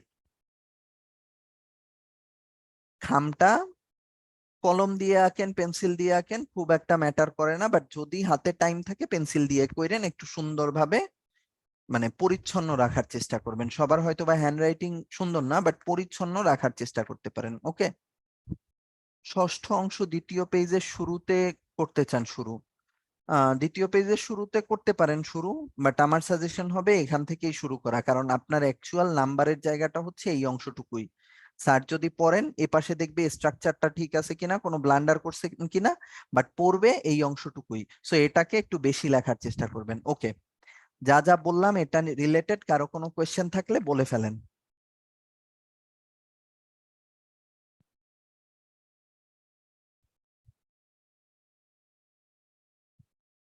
কারো কোনো প্রশ্ন নাই? ওকে, আসেন তাহলে আমরা এখন মাঝের অংশটা নিয়ে কথা বলবো। 7 হচ্ছে সিগনেচারের পোর্শন, সরি সরি সরি, 7 হচ্ছে সিগনেচারের পোর্শন। ঠিক আছে, সিগনেচারের পোর্শন, এখানে আপনি হচ্ছে গিয়ে আপনার নাম লিখবেন। অফিসিয়াল সিগনেচার আবার দিতে দেন না, এখানে সিগনেচার দেওয়ার কোনো দরকার নাই। আপনি হচ্ছে গিয়ে নাম লিখে দিবেন, বলবেন on behalf of mass crowd, অথবা কিছু না বলেও আপনার নামটা লিখবেন, আপনার ডেজিগনেশনটা লিখবেন, সিম্পল। ঠিক আছে, ওকে, আসেন যেটা সব থেকে ইম্পর্টেন্ট, যেটা দেখে আপনার পরীক্ষার হলে নাম্বার দিবে, সেটা কি রকম লেখা যেতে পারে দেখি। এখানে কোশ্চেনটা কি ছিল? Cyber crime in Bangladesh and solution to the problem. প্রথমত আপনাদের মাথায় যে প্রশ্নটা, যে এটা তো রিডিং কম্প্রিহেনশনের সাথে রিলেভেন্ট কোনো একটা থিমের কোশ্চেন। সো এখানে রিডিং কম্প্রিহেনশনে যা ইনফরমেশন আছে তার বাইরের ইনফরমেশন আনতে পারবেন কিনা, এই একটা জায়গার জন্য শুধুমাত্র বাইরের ইনফরমেশন আনা যেতে পারে। দেখেন আমি কিন্তু বলছি আনা যেতে পারে, তার মানে আপনি আনতেও পারেন নাও আনতে পারেন। যদি না এনে লিখতে পারেন অ্যাপ্রিসিয়েটিং, যদি আনাটা অ্যাপ্রোপ্রিয়েট মনে করেন কিছুটা আনতে পারেন, বাট অবশ্যই প্যাসেজে যে জিনিসগুলা উল্লেখ করা হয়েছিল সেই জায়গাগুলোতে আপনি বেশি এমফাসাইজ করবেন। আমার কথাটা কি বোঝা গেছে? ধরেন আপনার 35 বিসিএস এ মনে হয় প্রশ্ন এসেছিল বঙ্গবন্ধু স্যাটেলাইট রিলেটেড। এখন বঙ্গবন্ধু স্যাটেলাইট রিলেটেড যে কোয়েশ্চেনটা এসেছিল ওখানে লেটার রাইটিংটা এরকম ছিল, যে দ্য অ্যাডভান্টেজেস অফ কি বলে having satellite of your own, এই টাইপের কিছু একটা ছিল। মানে বাংলাদেশের বঙ্গবন্ধু স্যাটেলাইট পাঠায় কি অ্যাডভান্টেজ হয়েছে, এই টাইপের জিনিসপত্র জানতে চেয়েছিল। সো প্যাসেজে যেগুলো অ্যাডভান্টেজের কথা বলছে আপনার ওই জিনিসগুলোকে সর্বপ্রথম প্রায়োরিটি দিতে হবে। এবং যদি এখানে টপিকটা থাকে ফর এক্সাম্পল ওই রকম বঙ্গবন্ধু স্যাটেলাইট দিয়ে যদি থাকে যে the advantages of having a satellite, এরকম যদি আপনার একটা লিখতে হয়, কি বলেন, আর এডিটোরিয়াল লিখতে হয়, আপনি দেখেন আপনার কাছে জানতে চাওয়া হয়েছে শুধুমাত্র স্যাটেলাইট থাকার অ্যাডভান্টেজেস। এখানে আপনি বাংলাদেশ কবে স্যাটেলাইট পাঠিয়েছিল, এর ট্রান্সপন্ডার কয়টা, এ লোকেশন কিনেছিল রাশিয়ার কাছ থেকে, স্যাটেলাইট তৈরি হয়েছিল ফ্রান্সে, উৎক্ষেপণ করা হয়েছিল নিকোলাস টেসলার কাছ থেকে বেইজ নিয়ে, এই সব জিনিসপত্র বললে টিচার নাম্বার আরো কমিয়ে দিবে। আপনার ফুল ফোকাস থাকবে শুধুমাত্র কি কি অ্যাডভান্টেজ আছে ওই জায়গাগুলোতে। এখান থেকে আপনি হয়তোবা ইন্ট্রোতে জাস্ট কোনো একটু মানে শুরুতে হয়তোবা জিনিসটা একদম অ্যাডভান্টেজে চলে যাবেন, সেক্ষেত্রে 2-3টা লাইন নিতে পারেন, বাট এর বেশি কোনো কিছুই আনা কোনোভাবেই অ্যাপ্রোপ্রিয়েট না। ভাইয়া প্যাসেজ টাইটেল আর এটার টাইটেল কি সেম দিব নাকি আলাদা, কোনটার টাইটেল? আপনি এখানে এই ভেতরে যে টাইটেলটা এখানে লিখবেন এবং এখানে যে টাইটেলটা মানে এই ষষ্ঠ অংশে যে টাইটেলটা দিবেন ডেফিনেটলি সেম টাইটেল হবে। ওকে, এখানে খুব প্লেন একটা টাইটেল দিচ্ছে সাইবার ক্রাইম, এরকমের লিখলে আপনি 9-10-এর বেশি পাবেন না। ওকে, যাই হোক, এখানে প্রথমত সাইবার ক্রাইমের যে আর্টিকেলটা লিখছে একটু চিন্তা করেন। প্রথমত আপনার ধরেই নিতে হবে যে আপনার যারা রিডার তারা এই টপিকের ব্যাপারে কিছুই জানে না, একদম কিছুই জানে না, এটা আপনি মনে করবেন। যেমন ধরেন আমি আপনাদের বলি, এনায়েত চৌধুরী করে একজন ইউটিউবার আছেন, ওনার ভিডিও আমি খুব আগ্রহ নিয়ে দেখি। ওনার ভিডিও টপিক খুব যে মানে এনগ্রসিং তা না, মানে দেখা গেছে যে কন্টেম্পোরারি টাইমে অন্যান্যরা যে ধরনের টপিক নিয়ে কথা বলেন উনিও একই টাইপের টপিক নিয়েই লেখালেখি মানে কি বলে ইউটিউব ভিডিও বানায়। এবং ম্যাক্সিমাম সময় দেখা গেছে যে ওই ভিডিওটাই আমি ইন্ডিয়ান কোনো ইউটিউবারের দেখছি, বা দেখা গেছে কাস্পিয়ান রিপোর্টে দেখছি, ডিডাব্লিউ তে দেখছি, বা অন্য কোথাও দেখছি, উনি ওই সেম ইস্যু নিয়েই হয়তোবা একটা ইউটিউব ভিডিও বানাইছে। বাট ওনার ইউটিউব ভিডিওটার সব থেকে ভালো যে বৈশিষ্ট্য সেটা হচ্ছে উনি একদম ছোট ছোট জিনিস সাধারণ মানুষ যাতে বুঝতে পারে ওইভাবে করে উপস্থাপন করে। সো আপনি সব সময় চেষ্টা করবেন যখনই একটা এডিটোরিয়াল লিখবেন পরীক্ষার হলে, যাতে একদম কেউ কিছু জানে না ওই লেভেল থেকে আপনি শুরু করতে পারেন। ধরেন একজন যার সাইবার ক্রাইম সম্পর্কে কোনোই আইডিয়া নাই, তার প্রথমত সাইবার ক্রাইমের ডেফিনেশন জানাটা জরুরি। এজন্য দেখবেন এখানে শুরুটাই করছে হচ্ছে গিয়ে সাইবার ক্রাইমের জায়গাগুলা কোথায়, কোত্থেকে সাইবার ক্রাইমের উৎপত্তি হয়। অর্থাৎ আপনি টাইটেলে যেই পার্ট গুলো হচ্ছে গিয়ে টাইটেলে ব্যবহার করতেছেন কিওয়ার্ড হিসাবে, যেমন এই সাইবার ক্রাইমের এই অংশটুকু হচ্ছে একটা কিওয়ার্ড। আবার অ্যাডভান্সড গেটওয়ে, ধরেন এইখানে এই যে থ্রেট ফর প্রাইভেসি, প্রাইভেসি একটা কিওয়ার্ড, এপাশে সলিউশন একটা কিওয়ার্ড। এই কিওয়ার্ড গুলোকে আপনি বেশি ইম্পর্টেন্স দিবেন যখন এটা রিলেটেড একটা আর্টিকেল লিখতে যাবেন। প্রথমে ডেফিনেশন টেনে আনতে পারেন, এরপরে কোন কোন জায়গায় এটা প্রবলেম ক্রিয়েট করতেছে, এখানে প্রবলেমস রিলেটেড যদি প্যাসেজে কোনো এক্সাম্পল থাকে সেক্ষেত্রে আপনি এক্সাম্পলও দিতে পারেন। কোন কোন রিলেভেন্সে সাইবার ক্রাইমের কথা প্যাসেজে বলা হয়েছে সেই জিনিসগুলো আপনি উপস্থাপন করলেন, কি কি ধরনের প্রবলেম হতে পারে সেগুলো বললেন, এবং ফাইনালি প্যাসেজে যে ধরনের সলিউশন বলছে সেই সলিউশন গুলোকেই আপনি আপনার ভাষায় উপস্থাপন করলেন। সো শুরুটা কিভাবে, কিওয়ার্ড যেটা আছে সেই জিনিসটা, ভাই আপনি এনায়েত চৌধুরী লিখলেই পাবেন, ওনার চ্যানেলের নামটা আমার আসলে মনে নাই। প্রথমত কিওয়ার্ডের যেগুলা ডেফিনেশন পার্ট সেটা লিখে ফেলবেন, এরপরে প্রবলেমসটা নিয়ে কথা বলবেন, ফাইনালি সলিউশনটাতে যাবেন। এটা হচ্ছে গিয়ে অ্যাকচুয়াল কি বলে মানে আর্টিকেল লেখার স্ট্যান্ডার্ড। যেভাবে মানে আর্টিকেলের টাইটেলের কিওয়ার্ড গুলা থাকবে ঠিক সেভাবেই হচ্ছে গিয়ে জিনিসগুলার প্যারাগুলাও ঠিক সেভাবে আসবে, যেমন শুরুতেই হচ্ছে সাইবার ক্রাইমের নেম ছিল, এজন্য ডেফিনেশন গেছে। এরপরে প্রাইভেসি রিলেটেড প্রবলেমস গুলো নিয়ে আপনি কথা বলছেন, পরে সলিউশনে গেছেন। জাস্ট ওইভাবে যাতে থাকে। প্যারা করে করে লিখলে সুবিধাটা কি, অনেকে আছে যার হয়তো বা প্রবলেমস কি কি হয় এটার ব্যাপারে ব্রিফ নলেজ আছে, তার শুধুমাত্র সলিউশনটা জানার ব্যাপারে আগ্রহ আছে, সেক্ষেত্রে সে শুধু সলিউশনের পার্টটা পড়ে নিবে। এই পোর্শনে প্যারা করব, লাইক এক প্যারাতে প্রবলেম অন্য প্যারাতে সলিউশন, রাইট? আমি সেটার কথাই বলছি যে এক প্যারাতে আপনি প্রবলেমটা লিখলেন আর এক প্যারায় সলিউশন লিখলেন, এভাবে করে করতে পারেন। ঠিক আছে, 2 পেজের একটা focus writing based on passage. হ্যাঁ হ্যাঁ ভাই, একজন শুধু ভাই লিখছেন, এরপরে আর কিছু বলেন নাই, কিছু বলার থাকলে বলতে পারেন। তো এই হচ্ছে গিয়া বেসিক আলোচনা। কমার ইউজ, হ্যাঁ কমার ইউজ করতে পারবেন, কোনো সমস্যা নাই ভাইয়া, যে কোনো ধরনের ব্যবহার আপনি করতে পারবেন। দেখেন, কমা রিলেটেড কথাবার্তা আছে, টাইটেলেও আপনি কমার ব্যবহার করতে পারবেন, কোনো সমস্যা নেই। এই জায়গাটায় কমার ব্যবহারটা একটু কশাসলি দেখেন। দা এডিটরের পরে কমা হয় না, ডেইলি স্টারের পরে কমা হয় না, কোনো একটা ইনকমপ্লিট সেন্টেন্সে কমা হয়, ইনকমপ্লিট সেন্টেন্সে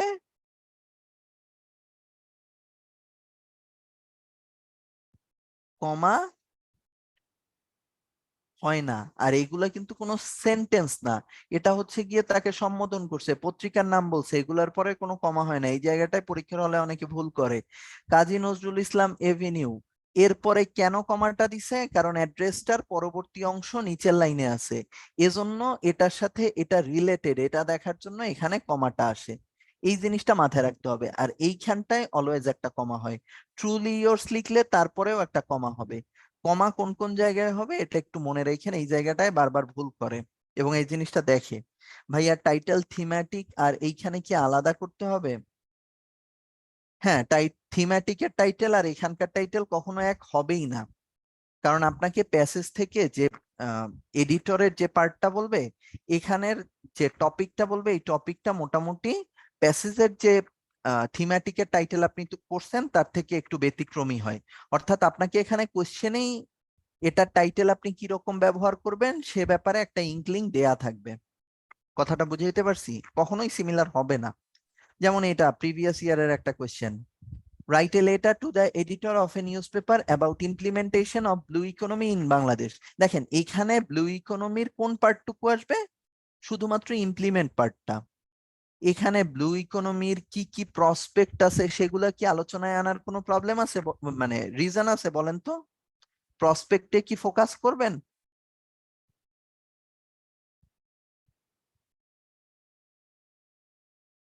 কোনোভাবেই দরকার নাই, হয়তো বা 1 লাইন লিখতে পারেন বা 2 লাইন লিখতে পারেন। এখানে ফোকাস হচ্ছে ইমপ্লিমেন্টেশন। ইমপ্লিমেন্টেশনে কি কি চ্যালেঞ্জ আছে, ইমপ্লিমেন্টেশন কতটুকু হয়েছে, গভর্নমেন্টের এই রিলেটেড পলিসি পেপার কি বলে, এই জিনিসগুলা হচ্ছে গিয়ে এখানে আসবে। ওকে, এই রিলেটেড প্যাসেজে যতটুকু অংশ আছে সেটাকে 100% জোর দেন। প্যাসেজের বাইরে যা আছে সেই ইনফরমেশন আপনি এ ধরনের লেখায় ব্যবহার করতে পারবেন। এটা প্রিভিয়াস ইয়ারের কোশ্চেন, আমি সলভ করেছিলাম। ওখানে আমি দেখেছিলাম যে ব্লু ইকোনমির ইমপ্লিমেন্টেশন রিলেটেড অতটা ইনফরমেশন প্যাসেজটায় দেয়া ছিল না। সো এটাকে কমপ্লিট করার জন্য আমার বাইরের কিছু ইনফরমেশন আনতে হয়েছিল। এটা সম্ভবত 41-এরই মনে হয়, যতটুকু আমার মনে পড়তেছে। দেখেন তো এটা প্রিভিয়াস কোন ইয়ারের কোশ্চেন, 41 বা 40 এরকম হবে মনে হয়। ওকে, না 41 হবে না, এটা মনে হয় 40-এর। ওকে, সো এরকম যদি সিনারিও হয় যে প্যাসেজে ইনাফ ইনফরমেশনই নেই, তখন আপনি বাইরের ইনফরমেশন ব্যবহার করতে পারবেন। ওকে, প্রথমত ব্লু ইকোনমি, এটার একটা ডেফিনেশন দিবেন ডেফিনেটলি। বাংলাদেশের পার্সপেক্টিভে ব্লু ইকোনমি কতটুকু রিলেভেন্ট সেটা টানবেন। তারপরে হচ্ছে গিয়ে ইমপ্লিমেন্টেশন রিলেটেড কথা বলবেন। এ গেটওয়ে টু প্রসপারিটি, এটা কি টাইটেলে দেয়া যাবে? হ্যাঁ, কিভাবে দিবেন? Blue economy gateway to prosperity, এভাবে বলতে পারেন, টু প্রসপারিটি। বাট এই প্যাসেজের জন্য এটা যতখানি না রিলেভেন্ট একটা টাইটেল, এ ধরনের একটা যদি আপনি টাইটেল লেখেন তাহলে কি মনে করবে যারা রিডার, তারা মনে করবে ব্লু ইকোনমির প্রসপেক্ট নিয়ে আপনি কথা বলেছেন, কারণ গেটওয়ে টু প্রসপারিটি ওইভাবেই বলা। যদি ইমপ্লিমেন্টেশন রিলেটেড আপনি একটা ইনক্লিং দিতে চান, এভাবে বলতে পারেন, how much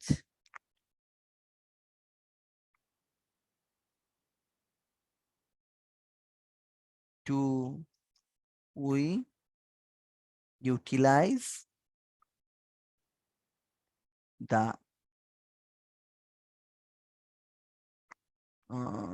how much to utilise, ডুটা কেটে দেন, how much we utilise the, এটাও আসলে যায় না এর সাথে, implementation of blue economy in Bangladesh.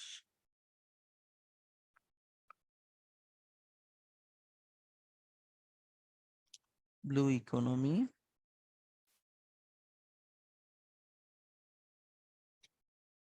how much are we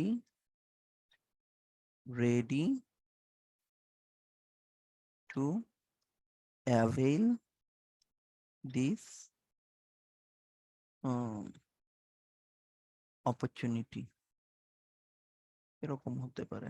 অনেক বড় হয়ে গেছে, ডেফিনেটলি এটারে আরো অনেক ছোট করতে হবে ব্রেইনস্টর্মিং করে, বাট থিমটা এরকম হতে পারে। আপনারা যেগুলো বলছেন, blue economy driving force to economy, blue economy needs proper management, এটা খুব ভালো, নিডস প্রপার ম্যানেজমেন্ট এটা ব্যবহার করতে পারেন। প্রথমটা ভালো না, আপনি জেনারেলাইজড কথা বলছেন। Exploring the treasure trove, blue economy, এটাও খুবই ভালো, টু দা পয়েন্ট কথা বলছেন। ভাইয়া সলিউশন বা মেজার কি পয়েন্ট আকারে দেওয়া যাবে? ডেফিনেটলি আপনি সলিউশন পয়েন্ট আকারেই দিবেন। আমি যে জিনিসটা বলতে চেয়েছি, মানে লেখার ক্ষেত্রে যে জিনিসগুলা উঠে আসবে, ক্লিয়ার তো? Blue economy blessing of our future, আপনি চিন্তা করেন, ধরেন আপনি একটা টাইটেল দেখলেন এরকম লেখা, blue economy blessing for our future, এই টাইটেলটার ভেতরে আপনি কি কি জিনিস এক্সপেক্ট করবেন থাকবে? ব্লু ইকোনমির কি কি প্রসপেক্টস আছে, কি কি ফিউচার ফোরকাস্ট আছে, এগুলা চলে আসার কথা না এর ভেতরে? ইমপ্লিমেন্টেশন তো ডেফিনেটলি আসবে, কিন্তু তার পাশাপাশি প্রসপেক্ট রিলেটেড আলোচনাও কি এখানে চলে আসবে না?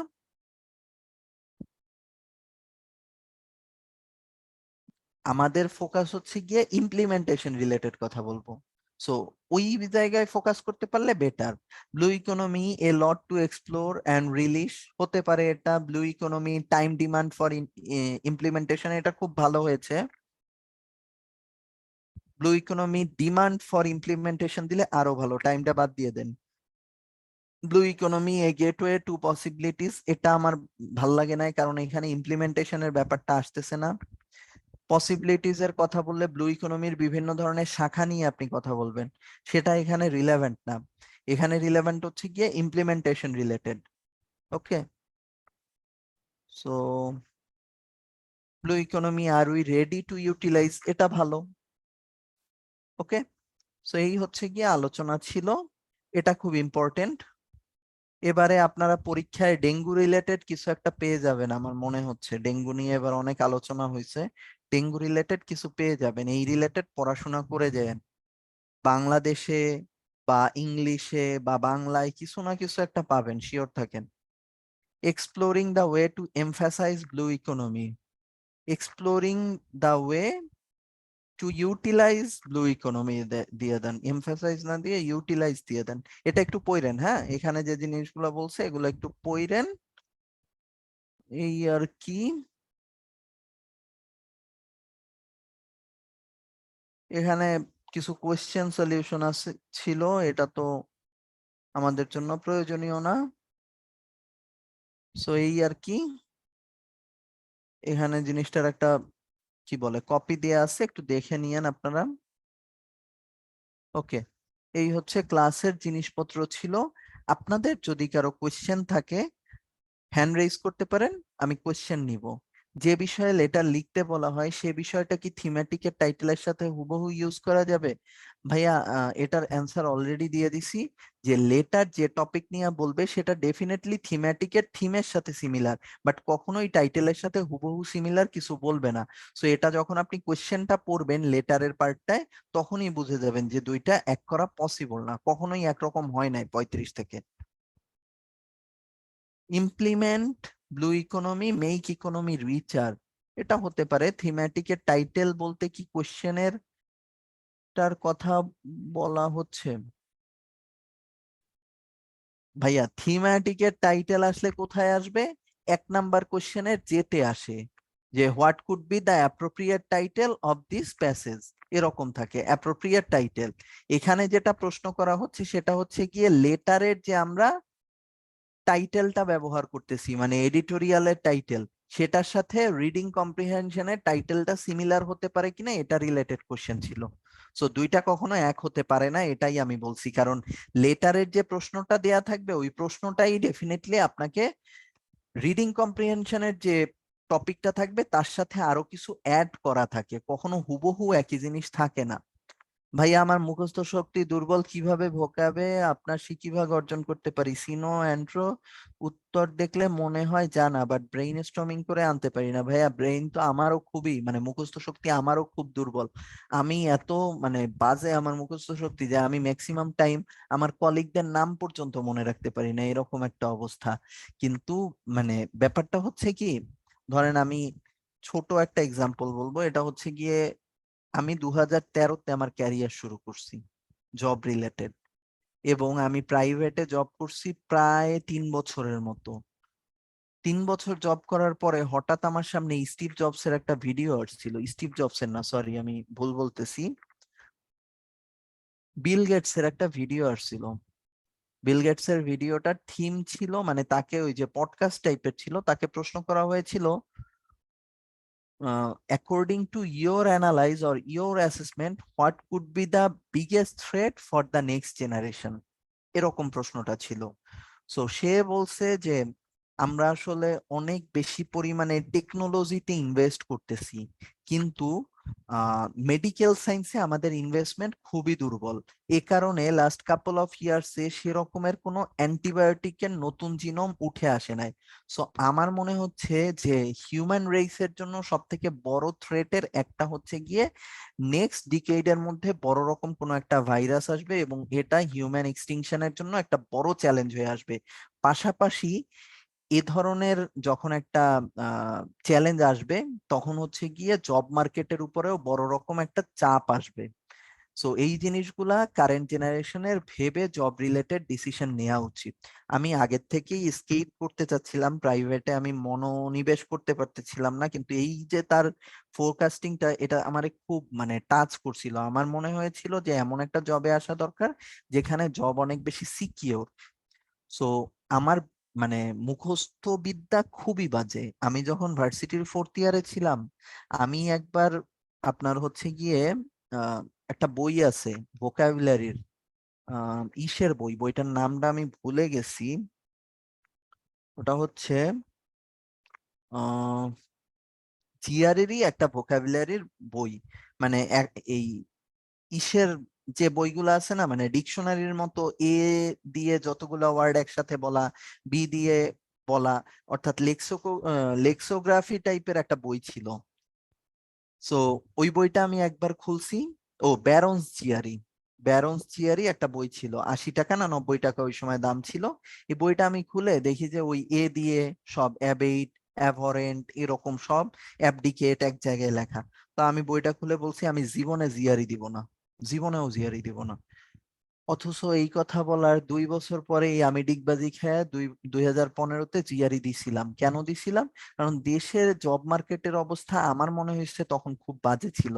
স্যালারিতে সেরকম গ্রোথ পাচ্ছিলাম না, আমি বেটার কোনো অপরচুনিটিস পাচ্ছিলাম না। আমারও দোষ ছিল, আমার আন্ডারগ্রাডের রেজাল্ট বিলো 3।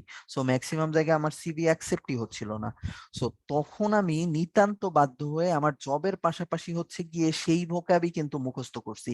হ্যাঁ, আমি কয়েকটা রিসোর্স দেখছিলাম, যেমন আমার লাস্ট আন্ডারস্ট্যান্ডিং হয়েছিল ফরহাদ হোসেন মাসুমের ভোকাবিল্ডারটার সাথে। এ বইটা আমার কাছে চমৎকার লাগছিল। ইনফ্যাক্ট আমি যতটুকু ভোকাবুলারি শিখছি তার 100% না হোক 99% ক্রেডিট এই বইটার। কারণ এই বইটার সাথে একটা সিডি ছিল, ওই সিডিটা দেখে সে খুব চমৎকার ভাবে ওই জিনিসগুলো এক্সাম্পল গুলো দিয়েছিল।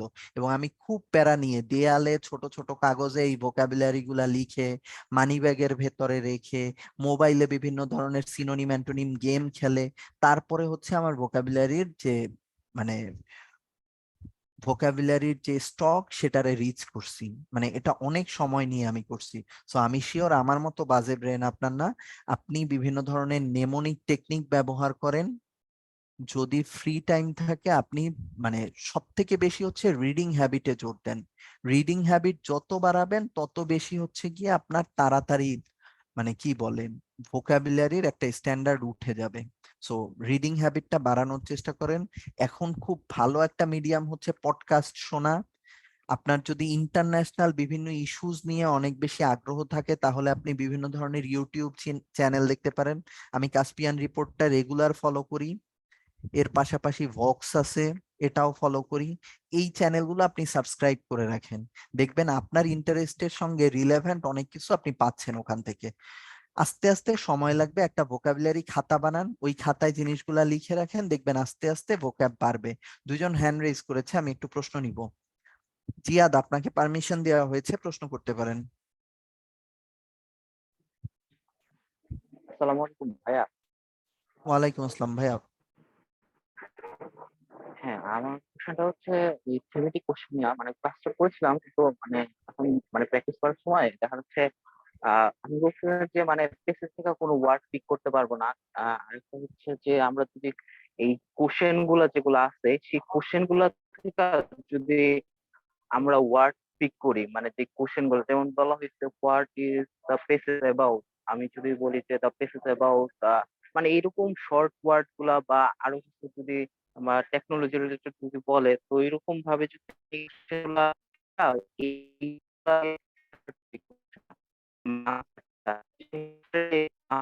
কম পাবার সম্ভাবনা আছে।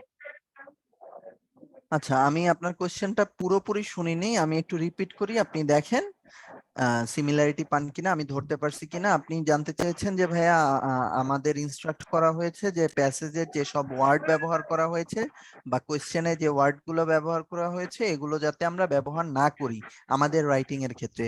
সেক্ষেত্রে যদি আমরা এগুলো ইউজ করি নাম্বার কম পাওয়ার সম্ভাবনা আছে কিনা, এই তো প্রশ্ন নাকি? জি জি, মানে আচ্ছা, আমি বিশেষ করে অ্যান্সার হচ্ছে দিচ্ছি। কোশ্চেন থেকে, মানে পেসেস থেকে, হ্যাঁ পেসেস থেকে না নিই কিন্তু হচ্ছে কোশ্চেন থেকে যদি ওয়ার্ড গুলা নিয়ে হচ্ছে স্টার্ট করি। হুম হুম। আচ্ছা, এটার ব্যাপারটা হচ্ছে কি ভাইয়া, আপনি ডেফিনেটলি কোশ্চেন থেকে থিম নিতে পারবেন, হুবহু এভাবেও অ্যান্সার করতে পারবেন। কিরকম, ধরেন একটা প্রশ্ন আছে what is the theme of the passage, এটার অ্যান্সার আপনি এভাবে করতে পারেন the theme of the passage is, ধরেন প্যাসেজটা হচ্ছে গিয়ে কি রিলেটেড, প্যাসেজটা হচ্ছে গিয়ে আহ কি বলে ইমিগ্রেন্ট মাইগ্রেশন রিলেটেড ধরেন একটা প্যাসেজ আছে। সো আপনি বললেন the theme of the passage is migrating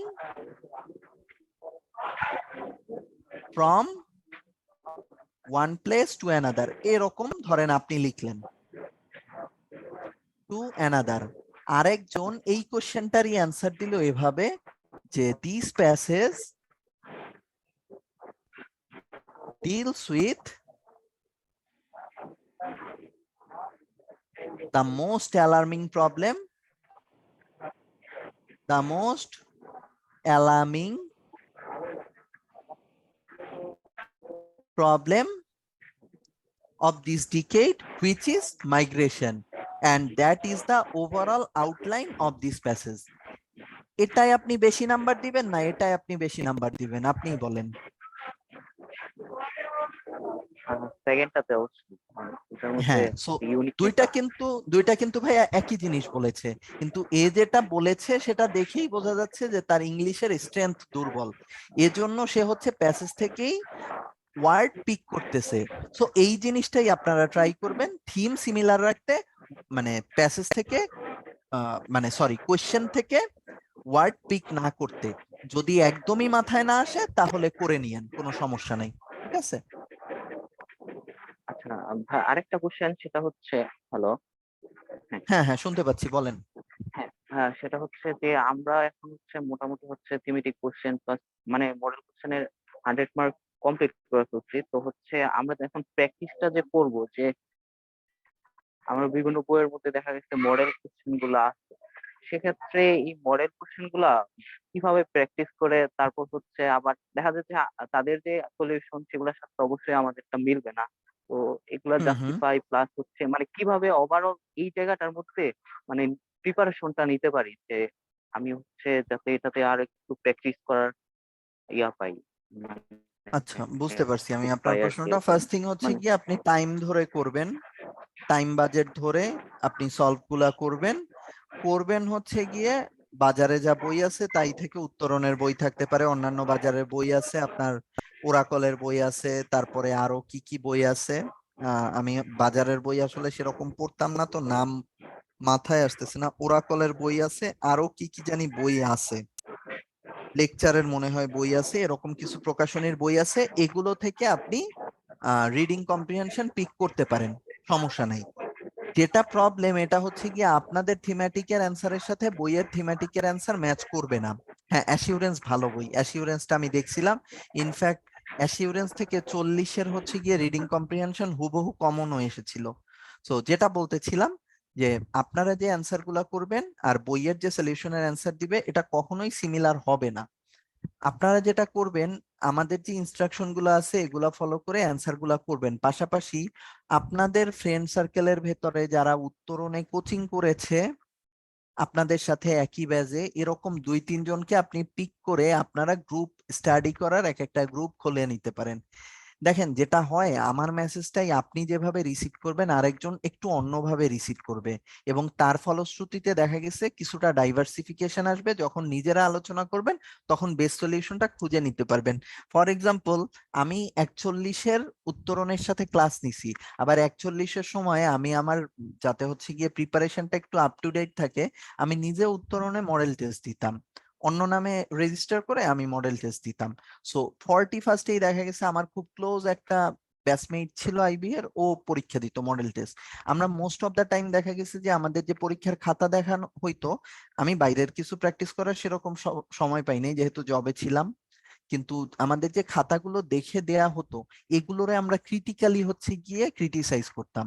অর্থাৎ দেখা গেছে যে যে নাম্বারটা দিছে উত্তরণ থেকে এটা বেশি দিল না কম দিল, অ্যান্সারটা আরো কি বেটার হতে পারতো, ওর খাতাটা আমি দেখতাম, ও আমারটা দেখতো। আরো এরকমের উত্তরণে যারা ভালো করতো, টপার ছিল, এদের ভেতরে যারা ছিল আমাদের পরিচিত, তাদের রেফারেন্স খাতাগুলো আমরা দেখতাম, এবং ওখান থেকে আমরা জাজ করতাম যে what could be the best solution for the examination. এক্সামে আমরা কিভাবে বেস্ট অ্যান্সারটা করব ওখান থেকে নিজেরা ডিসকাস করে সলিউশনটা বের করতাম।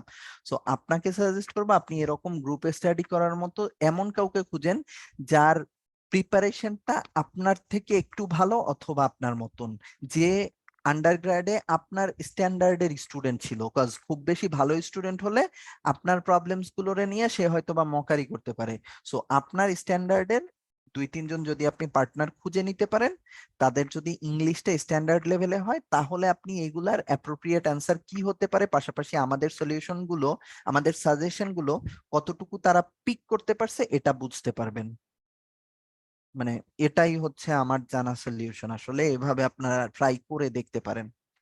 সো আপনার জন্য শুভকামনা রইল। তো ধন্যবাদ। আচ্ছা ঠিক আছে ভাইয়া। অধিকারী, আপনাকে পারমিশন দেওয়া হয়েছে, আনমিউট করে প্রশ্ন করতে পারেন। ভাই আসসালামু আলাইকুম। জি ওয়ালাইকুম আসসালাম, ভাইয়া বলেন।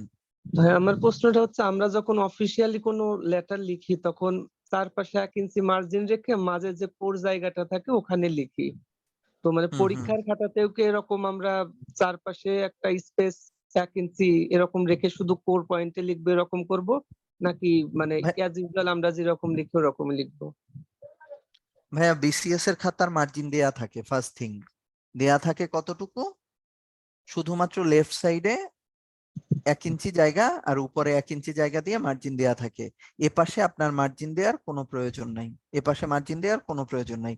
অর্থাৎ খাতায় যা মার্জিন দেওয়া আছে ওইটা ফলো করেই আপনি লিখে যাবেন। ঠিক আছে ভাই, থ্যাংক ইউ। ওকে। রমজান ভাই, আপনাকে পারমিশন দেওয়া হয়েছে, প্রশ্ন করতে পারেন আনমিউট করে।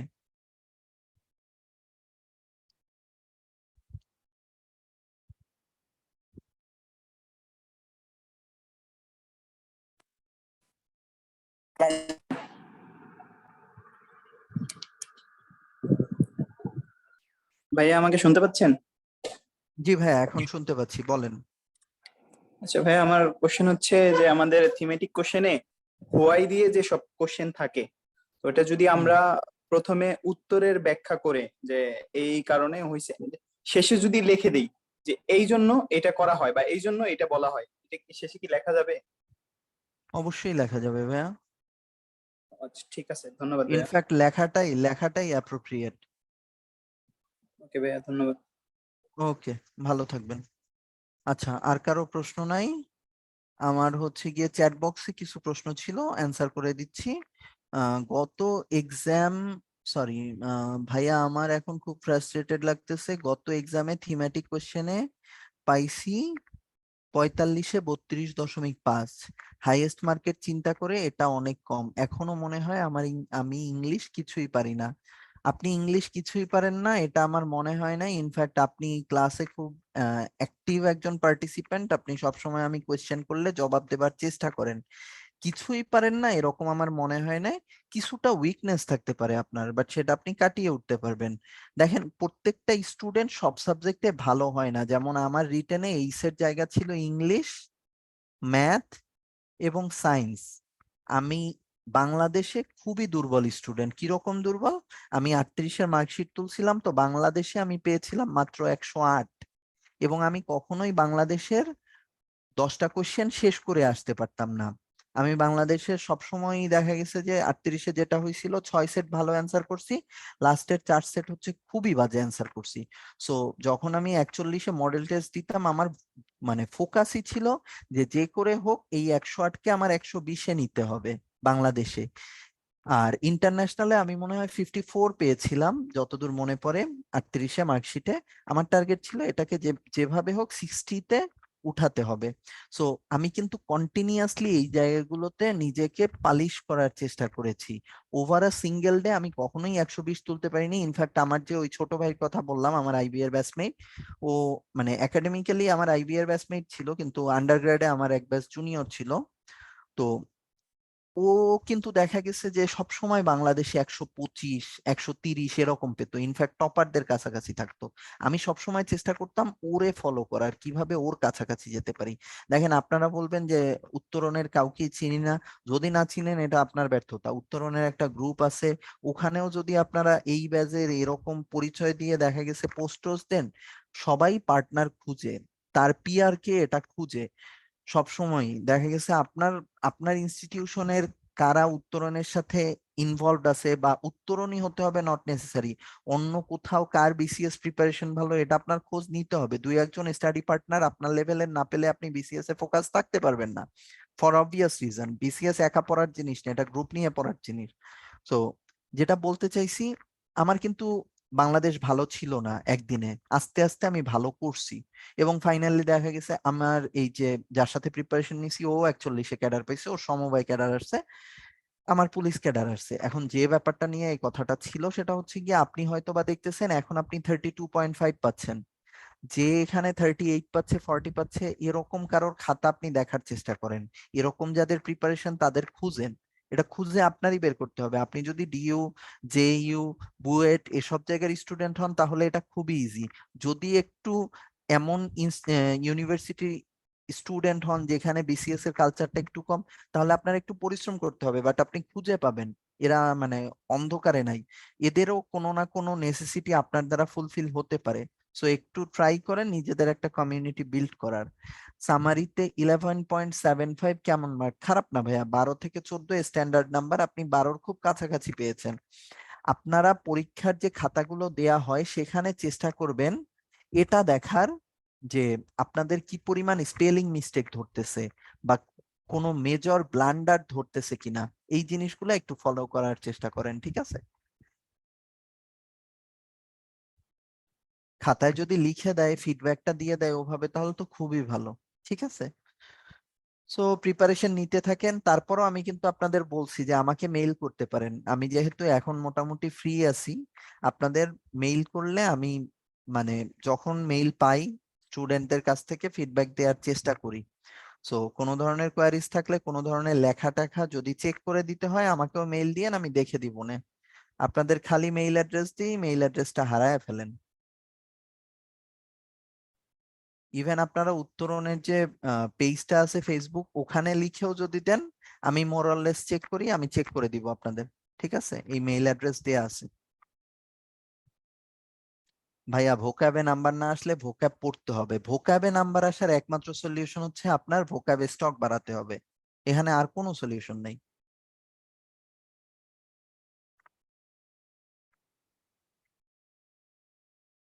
এটার কোনো সলিউশন নেই, এখানে আমাদের কিচ্ছু করার নেই, আপনার পড়তে হবে, এটাই সলিউশন। ট্রান্সলেশনের যখন ক্লাস নিব ভাইয়া তখন ট্রান্সলেশন রিলেটেড আলোচনা করব।